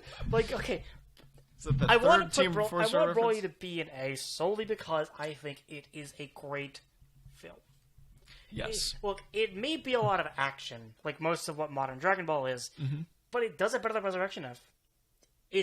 I find it better than Battle of Gods as a story. Oh yeah, absolutely. Yeah. I think it deserves it to be an A. It doesn't have as much impact, I think. Well, actually, unless you want to count Gogeta, which I guess is a very big deal to Dragon Ball fans, because like this character has been relegated to Gogeta in GT and a movie. Gogeta's great, but he hasn't appeared in anything up until this point in terms of canon material. Yeah, I guess not. So Gogeta being here is a big deal. But the reinvention of Broly, the staple character and title character of the movie, we get it's very entertaining. We get to see Super Saiyan God Vegeta, who wears the form like a fucking king. Oh yeah, dude. Like Vegeta and God looks great. Like it doesn't have the big. Okay, it's again impact. I'm trying to gather my words here. Yep. I like this film a lot. I'm now fine with the Goku Black arc being in safe. Yes. Yeah. Because Broly is like my favorite piece of modern Dragon Ball so far. It's really freaking good, dude. I think it does. I think it is better than Battle of Gods. I do movie. like one thing better than Broly. I think in Super so far. Really, what's that? Is it Moro? It's the next arc. Yeah, it's Moro. Oh, okay, I haven't read Moro. I know what happens in Moro, but I haven't read Moro. I think Moro is really. We're not talking about Moro. Broly. Okay. Broly. Broly, everyone. Okay. Yep. Great movie. I love it. Great movie. Go watch it right now. Go buy a DVD immediately. Yeah, we're gonna watch it in a video pretty soon. See it. Like, okay, we could, technically speaking, we can do that. There needs to be a lot of cutting. Yeah, right. We just need to like make the footage upside down and maybe stretch it to 4:3 ratio. I was just gonna say, like, ratio. we just reacting to Dragon Ball Super Broly, but the people can't see the footage. I was gonna say inspection ratio, but I'm losing my brain. Anyway. Okay, Broly, great. Chila and Lemo, fun additions to the cast. I think Frieza in this movie is really funny. Yeah, he is. Like, Frieza is a big source of comedy in this film. I love the little dichotomy between Bulma wanting to look 5 years younger, Frieza 5 centimeters. That's amazing. 5 whole centimeters taller. That was great, dude. Wanted to go back to your second form because fuck you. Second form's only like over 1 million or something. Second form was a lot. What would post-training second form Frieza be? Oh, dude, I don't even know. That's freaking insane. Power levels, love them.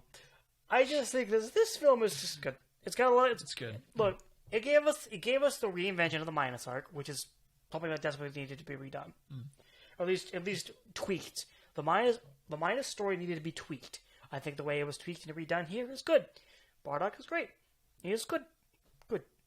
Gine, great addition to the cast. Oh yeah, for sure. Gine cameo was awesome. Gine being in this film, even for a little bit of snippet, is great. And I think you mentioned last time that you could see like Fasha in the reflection. Bardock's team is technically, they made a cameo appearance.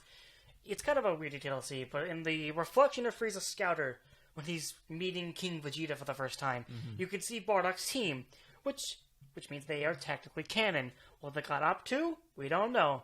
It's like a lot of Star Wars stuff. It's like they make cameos to make a lot of Legend stuff canon, but we don't know what they did. Yeah, I don't know why I brought up that comparison. It just came to mind. But like, we don't know what they do, but they are canon, at least, kinda. Yeah, so, you know what? Overall, great movie, really tight story. Pretty epic animation in the last fight there. Honestly, the animation itself is just gorgeous thing. Yeah, it I would, is. if I had time, I would break down every frame of that freaking film. Oh yeah, it's really great. And So, Broly's rage form. yeah. That's a really cool concept. That's a it- really cool concept. Like using the great ape power without turning into a giant monkey. Great idea. Yeah, it's pretty neat. It's better than see. Ikari Broly is better than Ikari Trunks. Yes. Yeah, I would have to agree with that there. Moro? Yeah, let's move on to Moro. Moro. What a unique villain. All right, you know what? I need to check to see if we're still recording because I am Are we? about to. We are because I'm about to go up. People need to hear this, okay? Moro is the best arc in Dragon Ball Super. Period. Out of everything, I really need to like read Moro. it is. It's great. I just need to buy them. I either need to buy the manga digitally or buy it physically because like I have some of the Moro books and like I haven't. Okay, look, I haven't read them. I'm gonna be honest with you. I have not. The books you've given me, I haven't read, and the ones I bought, haven't read them. They've been sitting on my shelf for a while. I like looking at the covers because they're so pretty. They are pretty covers, and you know what? Seeing like Goku and Vegeta and like that special armor for the Galactic Patrol. yeah. That's a really cool cover. I It's don't know, super great. Like I know what happens in Moro, but like I said, I haven't read it. I own some of the manga for it, but like, pretty covers. Yes, everyone should read Moro if you have access. It's volumes 9 through 15. It's only 7 volumes Really? long. And so yes, it's amazing because Is it of because a of lot Vegeta? of things. A lot of it is because of Vegeta. Vegeta gets some character development about the Namekians. That's super cool. You also get a bunch of yeah, he went to Namek, didn't he? yeah he That's right, because Moro first attacked Namek. Oh, Yeah. shit. Yeah, you're right. right, it's New Namek and New Namek. yeah, and they had a fight on Namek, and that was epic. Moro just as a villain is so interesting, and Moro is a very different villain and a Yeah. very different design to everything.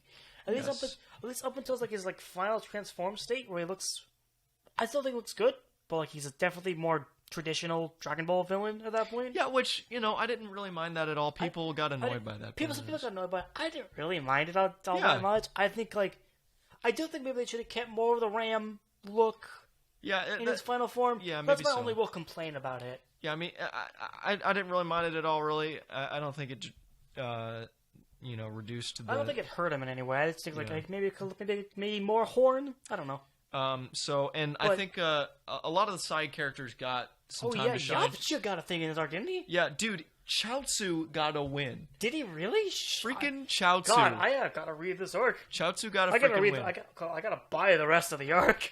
Yeah, dude. Honestly, dude. Vegeta and Yardrat. That's really cool. Yes, that is awesome. He's never gonna use instant transmission again, is he?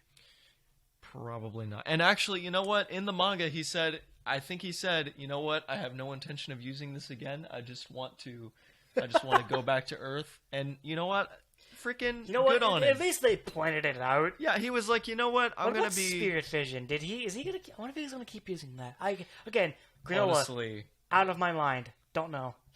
I think that Vegeta is gonna have to keep on using Spirit Vision if he wants to keep up with UI Goku. Probably. And you know what? That is a thing that you can argue about the Moro arc being because it kind of seems like Goku mastered UI kind of soon in the story. Mm-hmm. It seems like we forgot to talk about Mirrors. That reminds me. Maris was amazing. I loved Maris. Holy shit. It was a fantastic. He's a great character. Yes. Again, I haven't read it. I'm more doing the second hand. I've seen a lot of stuff about the Moro arc, but he seemed like a great character. Yeah. His death was surprising to me. Oh yeah, dude. And you know what? It's not even death. He fucking got erased. Yes, and I was scared that they were going to let him off without any consequences.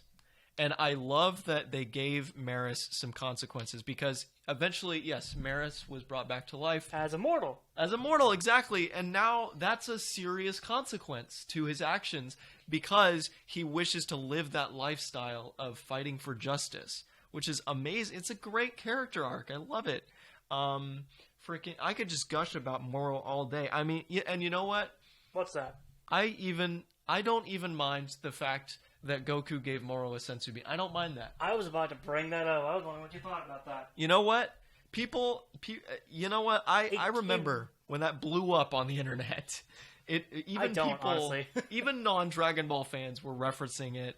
And it was like, okay, this seems like some BS. And then I read the manga, and I was like, wait, but they kind of built this up, and it's actually kind of poetic. Like, I don't mind it at all. I'm curious, because again, secondhand experience of Moro. Because, okay, so everybody was saying, like, oh yeah, so Goku gives Moro the senzu bean, and it's stupid because he should have learned his lesson in the Cell Saga, right? But the thing is that Goku didn't learn the lesson of you shouldn't give senzu beans to your opponents. The only lesson he learned was the fact that maybe his son doesn't like to fight. That's the lesson he learned in the Cell arc. The lesson he learned in Cell arc was that Gohan doesn't like to fight. And so he was like, man, crap. Okay, well, I shouldn't expect Gohan to love fighting like I do. That's the lesson that I think he took away from Cell. Which... that makes sense. Yes. And so honestly, like, him giving Moro the senzu bean, it just acts within Goku's character, because before that, there's kind of a flashback to him and Maris talking in that training area. And you know, Goku is talking to Maris, and he's like, Maris is saying, like, oh wow, Goku, you've saved the universe so many times, like you must be like a hero. And Goku's like, no man, you're giving me too much credit. I mean, I just want to see people at their full potential and then fight them. And that you know is what? Indeed a Goku. Goku, at this point, I feel like Goku doesn't care sometimes, because he's like, you know what? I think it's within his character that he gives Moro the senzu bean, because, like, I mean, you know, he even knows it. He's like, he apologizes for it even. He's like, guys, this is all my fault, when it kind of backfires on him. Yep. And you know what? I was fine with it. Go ahead.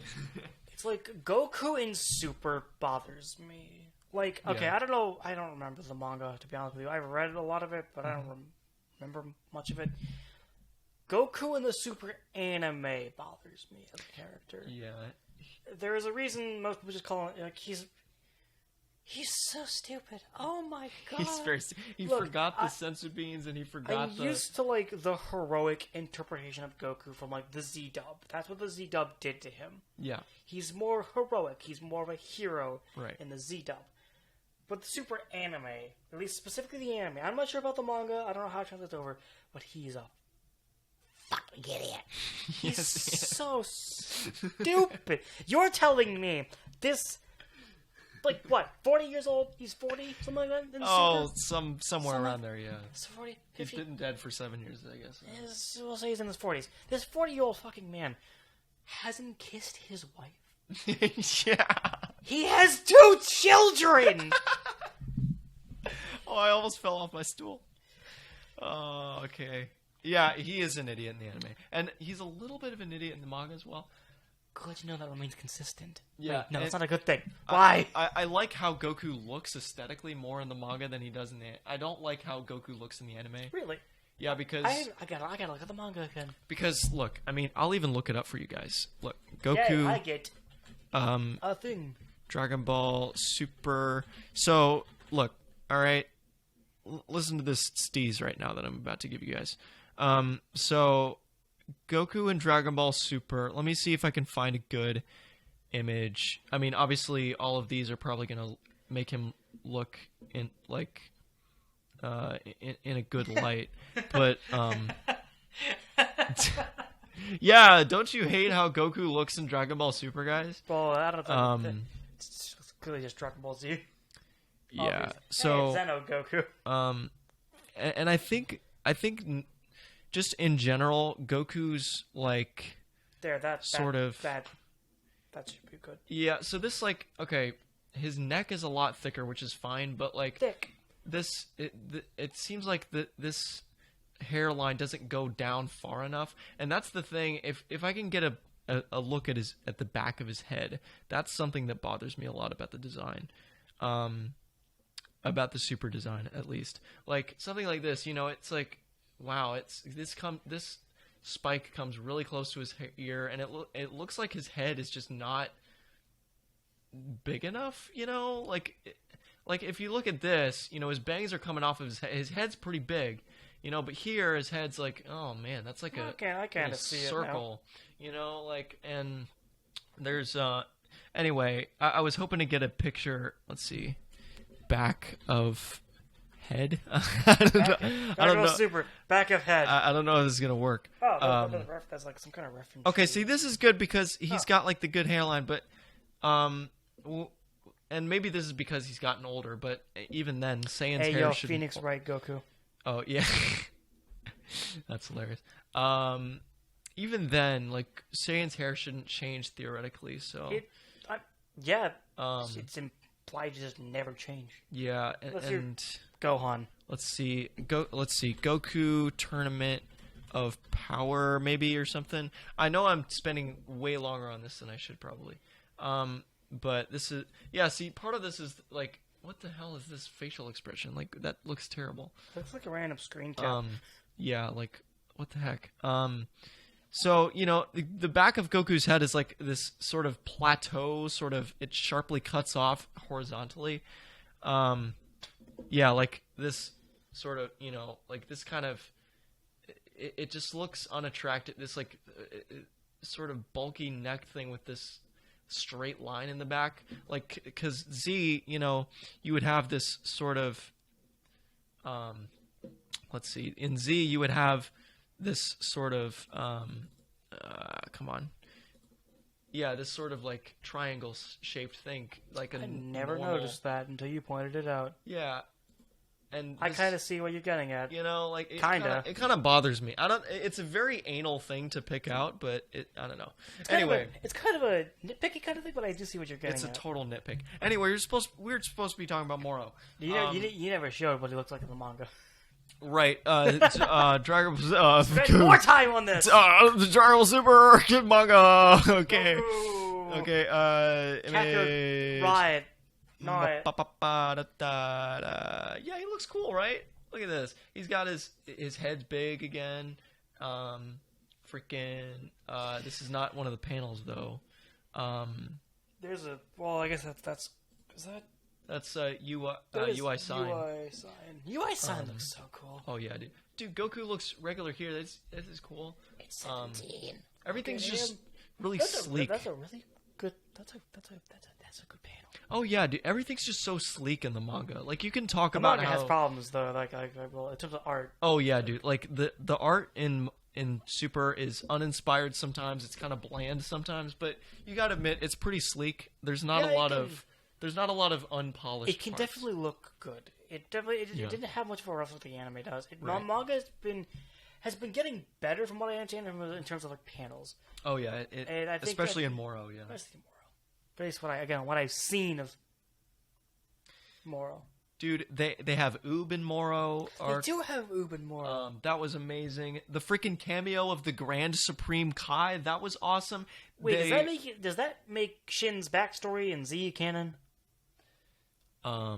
Did that appear in Kai? I don't recall. I haven't seen Boo and Kai. I can't. I thought that was in the manga. I don't know. I don't remember. Again, it's been a while. But if it is, then like, cool. But that means like the Compass Supreme Kais are canon. That's pretty neat. Regardless of that. Yeah. But like, yeah, they brought back so many like. They have so many different little references to things and things that you wouldn't even think of that are really amazing. Like the androids fighting Moro because they can't have their energy absorbed. Wow, That's a cool concept. That's a cool idea. Like you have the planet Zune where Pui Pui comes from. That was a cool little thing. That did appear, didn't it? Yeah, that was really cool. Moro becoming a planet. That's a very unique imagery to this arc. That was kind of like Sky Zamasu, but done better. Exactly. The perfect Susanoo of Goku. Yeah, right. Yes, the Yardrat Vegeta. Oh yeah, that he looked good in that outfit. Yeah, dude, Yardrap Vegeta. If that isn't a costume in a Dragon Ball game, I'm gonna be disappointed.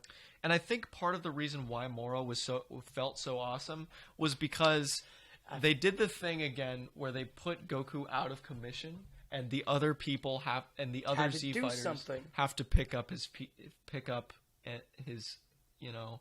what am I saying? Clean up his mess, right? Because that's what happened in Z, right? Every time in Z, Goku was out of commission, the other Z fighters had to pick up his slack, and that's what happened here because Goku was training with Maris away, and Goku couldn't be in the fight, and neither could Vegeta. So you had a lot of cool moments with Piccolo, Krillin, Yamcha, Ten Shinhan, freaking Chaozu for Christ's sake. Go ham. Even Master Roshi had a fight that was cool. Did he? Oh yeah. So it's where, pray tell, should we put this? Sorry to interrupt. Where should we put this? Yeah. We do have a little bit to get to. You know what? I'm gonna say that the Moro arc. I honestly think this is an S tier arc. I'm not gonna lie. I think this is my honest opinion. That is a claim. It's a claim. Compared to the Saiyan saga and the Cell saga, I think it's S, we dude. should also discuss the impact of the arc. We should. The impact of the arc was largely. What do you say the major impact? Like you had Super Saiyan 2 Gohan. The Saiyan saga had just opened the world up. Yes, Battle of Gods gave us God Key. Cell Saga gave us Super Saiyan 2 Gohan, among other things, which was just a big moment in general for both the characters of the series. And the Saiyan Saga opened the entire universe to everything. Frieza Saga, do I even need to say what the Frieza Saga gave us? I would say that the impact.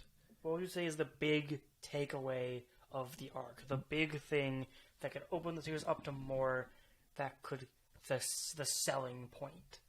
The main thing the arc gave us. The selling point of Moro was, well, if we're talking about just his selling point and impact are kind of different in my eyes because this is true. Wrong word, but my point, I guess, kind of remains. Because the selling my point, wording is bad. Well, the selling point for Moro is the tight storytelling, obviously, but the impact of Moro or the significance in the larger context of the series is basically, I feel like this is sort of a renaissance, if you will, in the series, in the fact that you have, you have a sort of rebirth of the significance of the other side characters.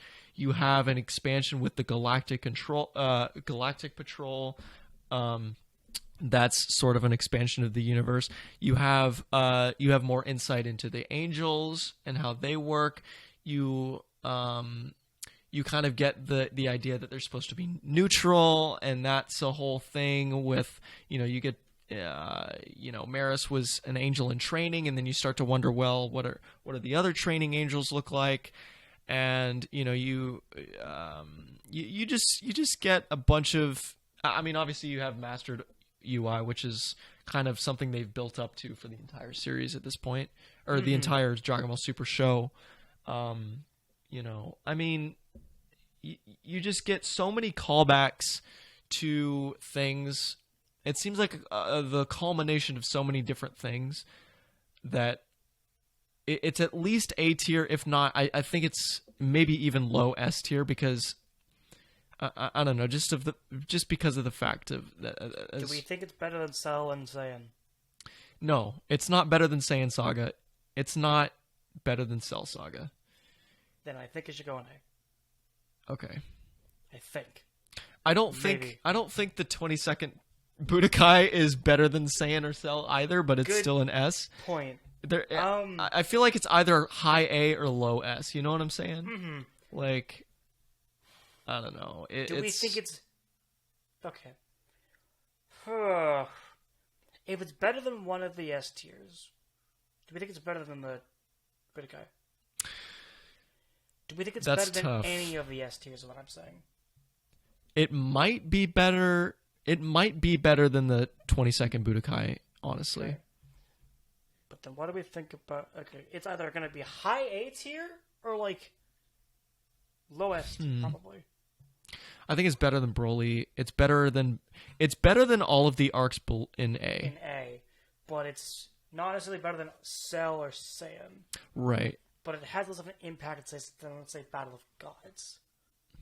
Technically. Yeah, it has less impact than Battle of Gods. It has Cell and Saiyan Saga. Yeah. But it has more impact probably than the 22nd Budokai. Probably. I feel like Budokai is just really good. It's just really freaking good. Yeah, this is tough, man. This is really hard. Because it could easily be the highest thing in A. But it could also, you could make an argument for S.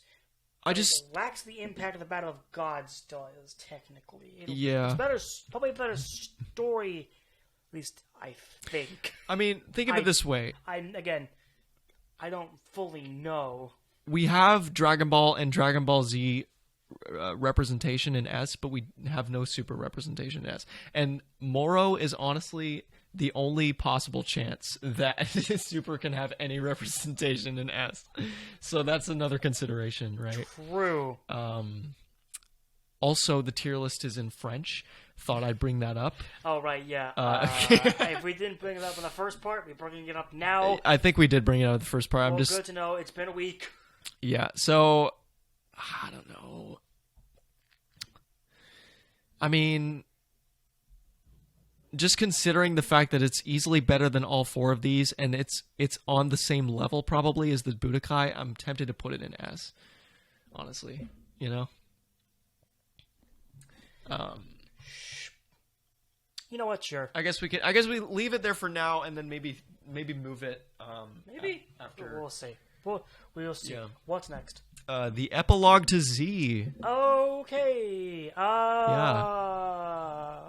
This is interesting. I don't know. It's a fine ending. The Peaceful World Saga is pretty nice. Yeah, it's cool. I find it weird that Goku didn't call Bulma for like years.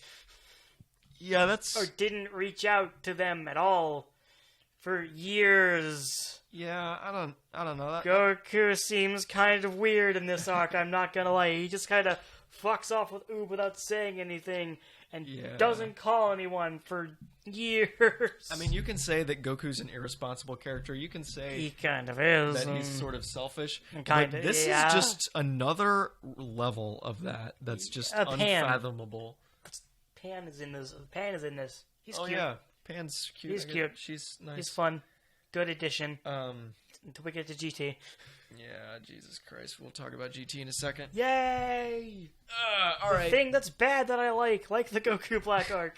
Very separate, very, very pretty short arc here. Honestly, I'm thinking maybe, like, D, probably? Are we thinking maybe? D, you think? Yeah, I mean, you know. Yeah, I mean, like, the marriage arc is here. Like, it's a good ending, don't get me wrong. Yeah, like, it's got some good stuff. It leaves the ending ambiguous that go on to the future. Yeah, right. So open. The thing is, we haven't hit that future yet. Yeah, I guess. In terms of modern media that isn't, like, GT. Yeah, exactly. We haven't hit the future yet, which is weird. I really thought they would have done a time skip in Super. Yeah, I don't know. But, you know, that's the way the cookie crumbles, and this is the way, honestly, I would feel bad putting this anywhere above D. It's just so short that you can't really do anything with it. It's cute. It's great. Vegeta's got a jacket. Goku's got his blue look, which I kind of like. It's a good retirement to from the orange. Pan is here. That's pretty cool. Goten grew up. So did Trunks. I like those looks. They still don't do jack. But, like, you know, the arc is short, so whatever. Yeah. All right. The Black Star Dragon Ball arc is bad. It's got some cool moments, kind of, but it ain't great. It should be enough. I'm not going to argue with this. Like, it's enough. It's really not good. I find, like, I like things in it. Like with Mother GT, I like things in it. Yeah. The first God of Destruction was in this arc. Mm-hmm. Yeah, it was. Lou, the giant robot baby. That's true. He was called a God of Destruction, I think, in the sub. Yeah, that's pretty neat. So first God of Destruction, let's fucking go. Yeah, that's awesome, man. He's clearly Beerus' successor. Obviously. It's a great Great. moment. This arc is still shit, though. Oh my Like, god, it is. so bad. It's so bad. Pan is at her worst. And the thing that kills me, think. yes, Pan is At her worst in this arc? totally annoying. The other thing that kills me about this arc is that the whole time, you know that Goku can easily turn Super Saiyan and slap the shit out of 90% of the villains. Was there ever a reason why? Okay, 3 was said that he couldn't use it because his body wasn't used to it now. That's what You the know excuse, what? right? Yes, but the thing is, like, I feel like he eventually went Super Saiyan 3 and He did. So- Don't get me wrong, he did use it. But, like, I think it is implied that 3 is just unstable Yeah, in it that was- body. it was, Which yeah. I guess maybe also kind of implies he got better at using Super Saiyan 3 over the years. yeah, I guess I don't know, man. I guess that's nothing but speculation. But like I don't know. Even like, yeah, you're right. Maybe it was too hard for his little virgin small body child to handle. body. But like the arc still isn't good by it's any so means. bad. Oob is here still in the beginning. GT Goten got introduced. Yeah, it's so. I mean, that was nice. GT Goten is a cool character. He was introduced here. He Like, was got about there's really not a lot of things valuable in this arc. Let's be honest here. Yeah, the Black Goten- Dragon Balls are a neat concept. They just don't Goten, have any origin, really. Goten got like a combined total of like 6 seconds of screen time in this. And Yeah, but like he was introduced. And Yeah, like, it was come on. He look. GT Goten is better than any other Goten we've gotten, and like the only contender I say that could best GT Goten is Xeno Goten in the Heroes manga, and that's it. Wait, there's a Heroes manga? Yeah, the Heroes manga is great. Like it tells the story of Heroes, but in a manageable, understandable way. That seems almost impossible, but okay, I'll take It your is. word It's great. for it. You have to like find it online to find it dubbed because be able to fan dub it because obviously they can't just translate it because I see. make more hero shit in English. I swear to God. Hey, you know what? Our Baby's next Baby is the best thing in Super. Is the best executed concept. in GT. Yeah. It's Super, yes, of course. What I meant, it's of course GT. Here's the thing, Baby is great as an arc. I think I rather enjoy it, but it's not perfect by any degree. No. But it is the best, well put together arc in GT. Yeah, I do like the sort It was of. built up in the Black. Sorry, I'll just. It was. yeah. You want to say something? Well, yeah, I was just gonna say like it was a cool like Goku versus Vegeta like fan service sort of deal, but Yeah. yeah, go ahead. This is okay. The Baby arc was built up in the Black Dragon Ball arc. It was yeah. built up in there. Then it continued directly into it. Yeah. Like, Dragon Ball has an issue where the arcs don't really blend into each other. At least, okay, well, correction. Super has that problem. Z kinda doesn't. Roughly. Like, Frieza blends into the Android Saga, whereas the Android Saga blends into the Cell Saga. Right. Boo is kind of that separation point. Saiyan, like, Dragon Ball, like, all Dragon Ball, from Dragon Ball, end of Dragon Ball, to Z. To the first thing is Z. That's a time skip. Fine, that was not going to be much connection there. It's been a couple years have passed. Great. Saiyan Saga leads into Frieza. Frieza leads into Cell. Leads into the Android Saga. Android leads into Cell. Cell doesn't really lead into Boo, but that's also a time skip, so it's kind of a murky area. Yeah. But Super is disconnected. GT at least has the thing, at least in the beginning, to where the arcs are connected. Right. That is pretty neat. At least in the first 2 arcs. I don't know about the rest. Yeah. The rest of it doesn't really follow that. And that's another thing that gives me hope about the modern Super mangas, that Moro very seamlessly leads into Granola, which is a neat thing there. But yeah, you know what? Baby, really neat concept with the truffles. Truffles. Okay. Honestly, having a Tuffles reference at all is pretty neat because I like the Tuffles as a concept. These guys who shared what was planet Vegeta, I guess, yeah. with the Saiyans. The Saiyans were these ancient guys who were like very, very tribalistic. These warrior types.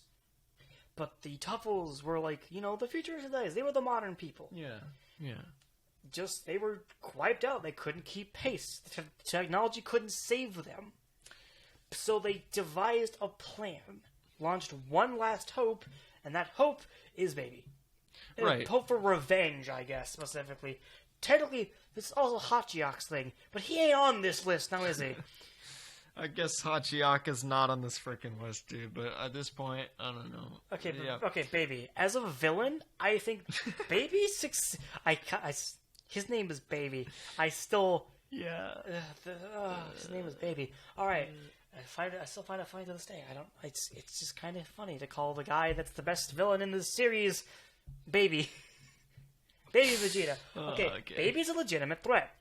All things considered, like the parasite thing is rather unique as a concept. For sure. He took over the Earth. He brought back planet Vegeta, reclaimed it well in Vegeta's body, putting Vegeta in control of the Saiyan planet. Yeah. Putting control of his old homeworld. It's a lot of cool imagery that Baby provides. Baby he's fun. I don't know what he sounds like in Japanese, but his dub voice is maniacal, cackling. It sounds kind of goofy, but kind of fits his name. It does. Like the name kind of fits the voice a little bit. He's maniacal. He's cackling. I love his dub voice. I don't know who does it, but I love it. It's pretty great. Who voices Baby? I'll look that up. I don't know. Yeah. Well, just what do you like about it, Ethan? Do you like what do you feel? How do you feel about this arc? Honestly, you've mentioned basically a lot of the triumphs that I feel like Baby achieves. Obviously, I do appreciate sort of the callback to the Tuffles, sort of the expansion on that idea, and I think that GT sort of, in general, kind of has this like running theme of like, oh, we're gonna deal with things that were referenced in the far away past that now are coming up with consequences now. Indeed. It was Mike McFarland who voices Baby. Oh, okay. That guy, yeah. And the most recent appearance of Baby in Fighters, he was voiced there, so I assume that's who voiced him in the past as well. Okay, McFarland, that's cool. Yeah. Anyway, but yeah, a lot of concepts were brought up. In the very beginning, that have been reintroduced and used for GT's Baby arc. Yeah, like Super 17, that's a callback, obviously, to Android 17, then the Shenron... GT's arcs are based on the actions of Z. Yeah, like, right. Super 17 is a callback with Joro, and heck, Dr. Mew was there from the Black Star Dragon Ball and Baby arc. Honestly, yeah, Black Star Dragon Ball, that's a callback to original Dragon Ball. The Black Star Dragon Ball arc is a callback to the original Dragon Ball. That was the intention. Right. But it doesn't... But, like, that intention was kind of stupid. It was. Like, really, you can't... unless you, like, reboot the series to do that type of thing, you can't really take a shot at that feel again. Because Z is so different from the... is so different from the original Dragon Ball. Yes, very much but so. Back to Baby, like... Super Saiyan 4. Let's just talk about the big thing in this. Let's talk about the big Goku moment in this arc. That is the moment that I was looking forward to as a kid when I watched GT. Goku in Super... I imagine Super Saiyan 4 as an adult because they needed to change Goku back into an adult somehow. Yes. And why not have him do it through monkey form? Super Saiyan 4 is like Broly's... Kind of, some people make connections between Broly's like rage form and Super Saiyan 4. Right. Both these forms derive from the Great Ape. But like Super Saiyan 4 is like an evolved form. Some people call it like an evolved form of whatever Broly's thing is, which is kind of neat. It's probably not even close to what they're going to use it for, but like, you know, that's pretty cool. Probably not. Definitely not. Definitely not. But like, you know, the gold eyes and like all that stuff. Like, yeah, come on. Yeah. Right. Like. It's not going to happen, but like, come on, that's a pretty cool comparison people can make. But like, 4 is such a different look. It's like 3. 3 had an impact because of its design. Super Saiyan 1 looks great. Super Saiyan 2 is different enough for some people, at least. Like, Vegeta, please, just change your hair a little bit. At least for Teen Gohan, that was different. Gohan looks different. Goku looks different. Not nearly as enough as Gohan, but Goku looks very different in Super Saiyan 2. Yeah. Gohan looks very different in Super Saiyan 2. Goku does not. I like Super Saiyan 2 Goku's look, but he's not that different, all things considered. Right. But 4 4 is completely different. Oh yeah, it's a complete departure. It's a complete departure from anything before it and anything after it, honestly. Oh, yeah. God is a great look. It thins you down. It gives you the red hair, the softer eyes, the softer expression. It's a great different form. And the reason for the reason why it's so different is because, hey, how do we make a transformation that still has black hair? Well, if we can't change the hair color, we're going to have to change a bunch of other shit to make it look different. That's why it looks so different, is because it's black hair. It's like, funnily enough, again, Broly's Akari form. Different. Yeah. Completely different. With black hair. Another comparison. Wait, so Broly had gold eyes at one point, right? Yeah, gold eyes and black hair. Okay. Did he have gold eyes with the green hair legendary? Or? I don't think he had... Wait, yes. I think in the one time we see his eyes, I think they are gold. Okay, so... Afterwards. Consider this. Yes. Broly, green hair, gold eyes. Super Saiyan, green eyes, gold hair. It's an inversion! Oh my god! Anyway, baby's great. Let's put it in C. yeah, I think it belongs in C. Like, okay, Yeah. Super Saiyan 4 is a great piece of is impactful. It's amazing. It's a great transformation that will never be used again outside of Heroes and video games. Oh, absolutely which not. Makes me sad. It got an evolved form in Heroes. That's all. Yeah. Yes. See, the way I look at it, baby's like low C and Majin Buu's high C. You know, like. Okay. Do you think Baby is better than Goku Black? That's my question to you. Do you think? That's a tough one. I think baby's better than Goku Black. Yeah. I personally think is. in the animation department, Goku Black is better. But that's I don't know. Oh, absolutely. Yeah. Correction. In terms of choreography specifically, yeah. I think Right. fighting choreography, it is better. Black is better. I do like Baby a little more. Granted, it's been a while. It's been a while for both these series. It's been even longer for G2. Dude, it's been like, I don't even know. It's been like 10 years.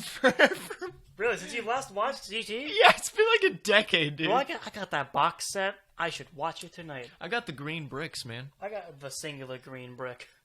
Oh, I think I got the singular green brick too. Yeah, it's like a one big green brick. Yeah, like the. My orange bricks are secondhand. Oh, really? They are from Thomas. I see. Yes, so some of the discs are missing, and that makes me sad. Oh, yeah, I have Dr. Ball Z. That's right. Yes, yeah. I have Dr. Ball Z. I don't have the rest of Dragon. I have the first 2 seasons, and then I think a chunk of the Boo arc, and then just GT. Oh, that's great. Oh wait, we're coming on Super 17, aren't we? Okay. Yeah. So let's go ahead and. All right. Look, it's got a fantastic ending, I think. Yeah, that's a good ending. But Goku's an idiot. The best thing about this arc is its ending. Some bits with the early Super 17 stuff, with some of the early bits of the fight with the other Z Warriors. Gohan is here. That's pretty cool. GT Gohan is, you don't see him much, but he's pretty cool. Oh yeah, he's it's implied, I believe, he's a Gohan who is still training. Yeah. Technically. Right. He has obviously he doesn't get a chance to show it. It's the Goku show, he doesn't show off much of that. He did fight General Will though. That was pretty neat, but that's not important. Oh dear. That's not that important. GT Goten, like I said, best version of Goten we've ever gotten. Yeah. Except for maybe again Zeno manga Goten. But I don't remember what his deal was. I really don't. I just remember he had much more of a character than normal Goten. Yeah, I don't know about anyone's deal in that. So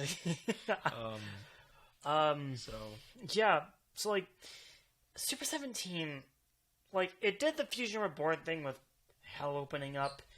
We got a sentence from Vegeta talking to Nappa, and then Nappa fucking dies.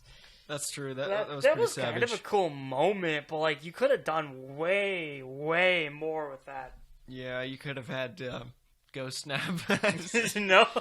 Is reference number 4. Oh 5, boy. maybe something, I don't know. Oh boy. So yeah, that's overall just terribly executed, honestly. Yeah, it's really not good. It's just Krillin is dead. Great, that's shock value, but what? Why? Yeah, it's It's just not. It's just not. Super 17 has a great ending. It's a cool kill. Yeah, right. But like, man, it just with Supers 17. I have to specify now. Yes, yeah. Dragon Ball Super X, apostrophe S. Dragon Ball 17. Super apostrophe S. Supers 17. Yeah, right. It makes me sad. DBS 17. All right. My knowledge about DBS 17 and his character, how he was done in Dragon Ball Super, it makes Super 17 sad to me. Yes. Because, like, this guy just got controlled and then was forced to feud with his evil counterpart. And then he became a bad villain. Yeah, kind of cringe. Like, honestly, it's just, man, they just murdered Android 17. Like, the normal one that wasn't made in hell. Yeah, honestly, you're right. Jiro came back. That was kind of neat. That was but neat. like, but yeah, honestly, you're right about like the endings. Pretty much with the Infinity Bullet with 18. That was cool. That was pretty cool. The kill was cool. Krillin dying for the 4th time wasn't canon, but he came back in the next arc, and then, or did he? Did he? I think they wished him back almost immediately. Yeah, and like. Okay, Super 17 is a cool concept, but, like, it's just kind of assassinated whatever character, like, 17 could have been. Yeah, it was... At this point in time. It was an ass-assing for sure. It was just, like, They just turned him into a villain for no reason, all because of Hellfighter 17. Hellfighter 17? Great name.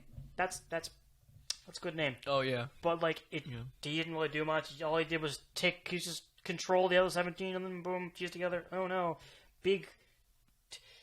Super 17's a cool design, but that's about it. Yeah, I don't know. I don't even really like his design. I like his design, personally. It just looks like 17's older brother that goes to the gym more. Like exactly. That's all we need. I don't know. Sorry, I'm just getting Heroes flashbacks with this character. He absorbed 18 one time.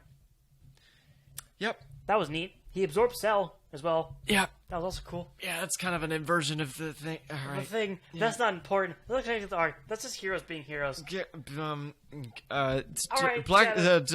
Dragon. Shadow Dragon. Shadow Dragon. What a fantastic concept. Oh, yeah, it's great. Holy hell. Okay, it's a great concept that was absolutely wasted. Yes, it was squandered to the highest degree. 4 of the dragons aren't really threats. Not at all, no. Nova and Ice are the only 2 ones that are like characters. Yeah, not just pieces of furniture. Okay, I think Sin has a character to him, but like. He's even worse than Super Boo. He's just the arrogant villain again. Yeah, but at least he's not Jiren. Yeah, he's not Jiren. I can't believe I just fucking said that. At least he's not Jiren. Yeah, that's true though. He's better than Jiren. He is better than Jiren. We can give him that.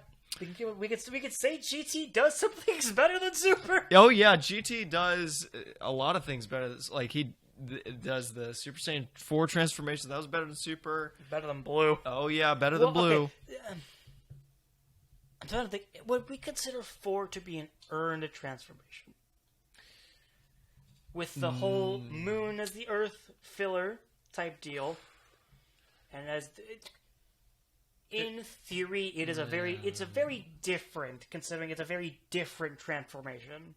No, I wouldn't say it's earned, but it's epic. You can't really, to my understanding about how 4 is supposed to work, you can't really train to get it. Yeah, right. You have to control it. Exactly. You have to harness it. You have to harness it. Sort of a... So I can't really say it was... Okay, well, I guess it was kind of earned, because you have to control the Great Ape. Well, you know what? It felt earned when I watched it. It felt earned. It didn't feel like a complete ass pull like Great Trunks and Blue. Yeah, because they were building up to the fact that, oh man, Goku's got to kind of step up. Like, he really needs to be an adult right now. Like, you know... And that was cool. Wait, why couldn't they just use the regular Dragon Balls to do that?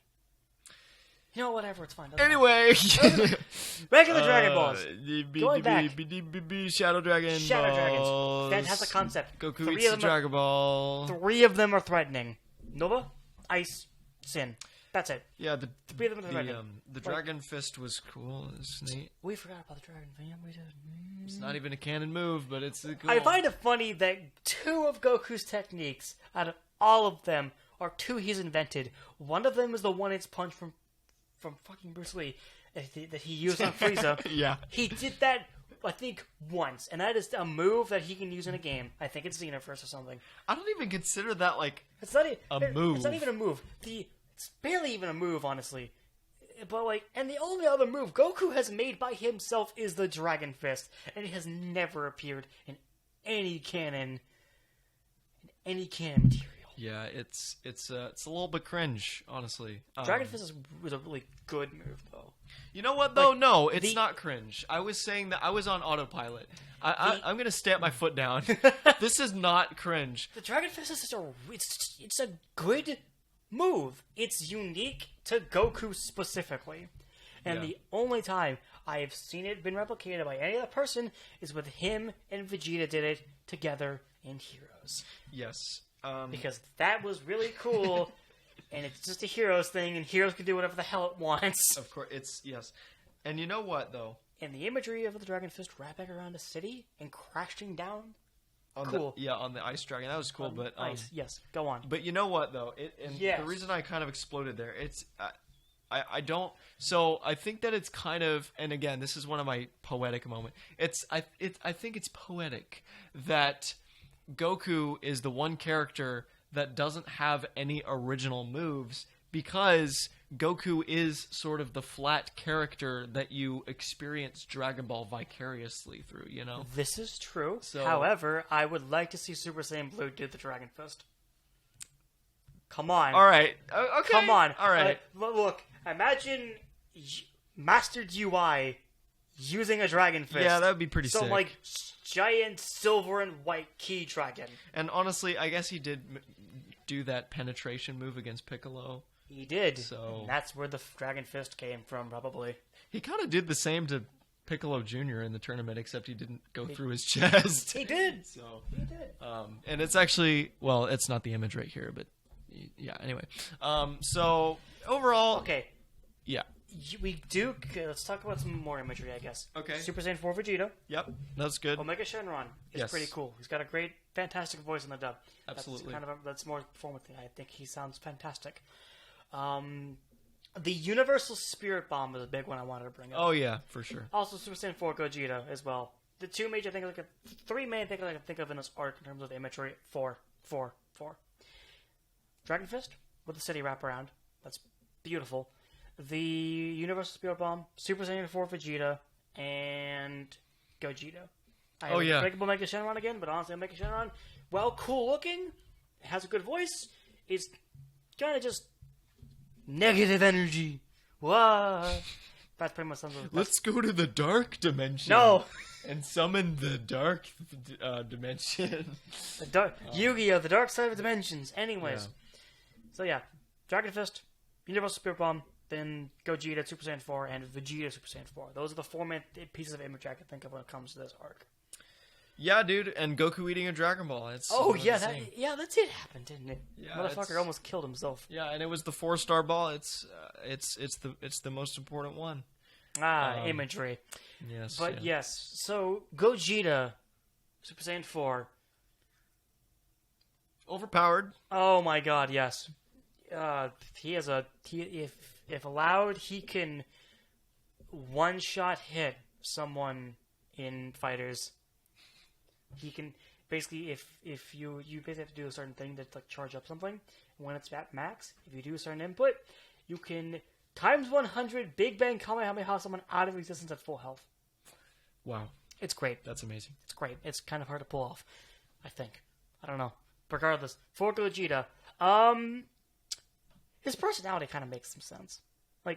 he's unstoppable, and he Yeah. kind of acts like it. Right. He gets cocky. He gets extremely cocky because he I mean, knows. it's the same thing with Vegito too. It's the same thing with Vegito. That's probably the first sign that Gogeta and Vegeta are literally the same character. Yeah. Like, okay, they weren't always that, but they have kind of become that. Yes. They've become the same character with a different set of accessories, basically. I don't know if I like that, or if I'm, like, on the one hand, I kind of do, because it makes some sense. Because it's just two different ways to fuse the same people. Yeah. I don't know. I do like the red orange. The red-orange hair. Yeah. That's really cool. Yeah. It's pretty neat. I think, like, Full Power Super Saiyan 4 is kind of a neat look. It doesn't really change much. It's just like the red glow he has around him. Yeah, right. Like, it's not just like a big change. I just think it looks kind of neat. Yeah, and it reminded me of the freaking Heroes thing. You showed me the yeah. power. Full Power Limit Breaker Super Saiyan. It's a dumb name. Unless it's just showing a Super Saiyan 4 Limit Breaker, then it's a better name. Like, I think it looks cool. Like the kind of the reddish magenta hair. Yeah. With like the god aura kind of around him. Yeah. It's pretty cool.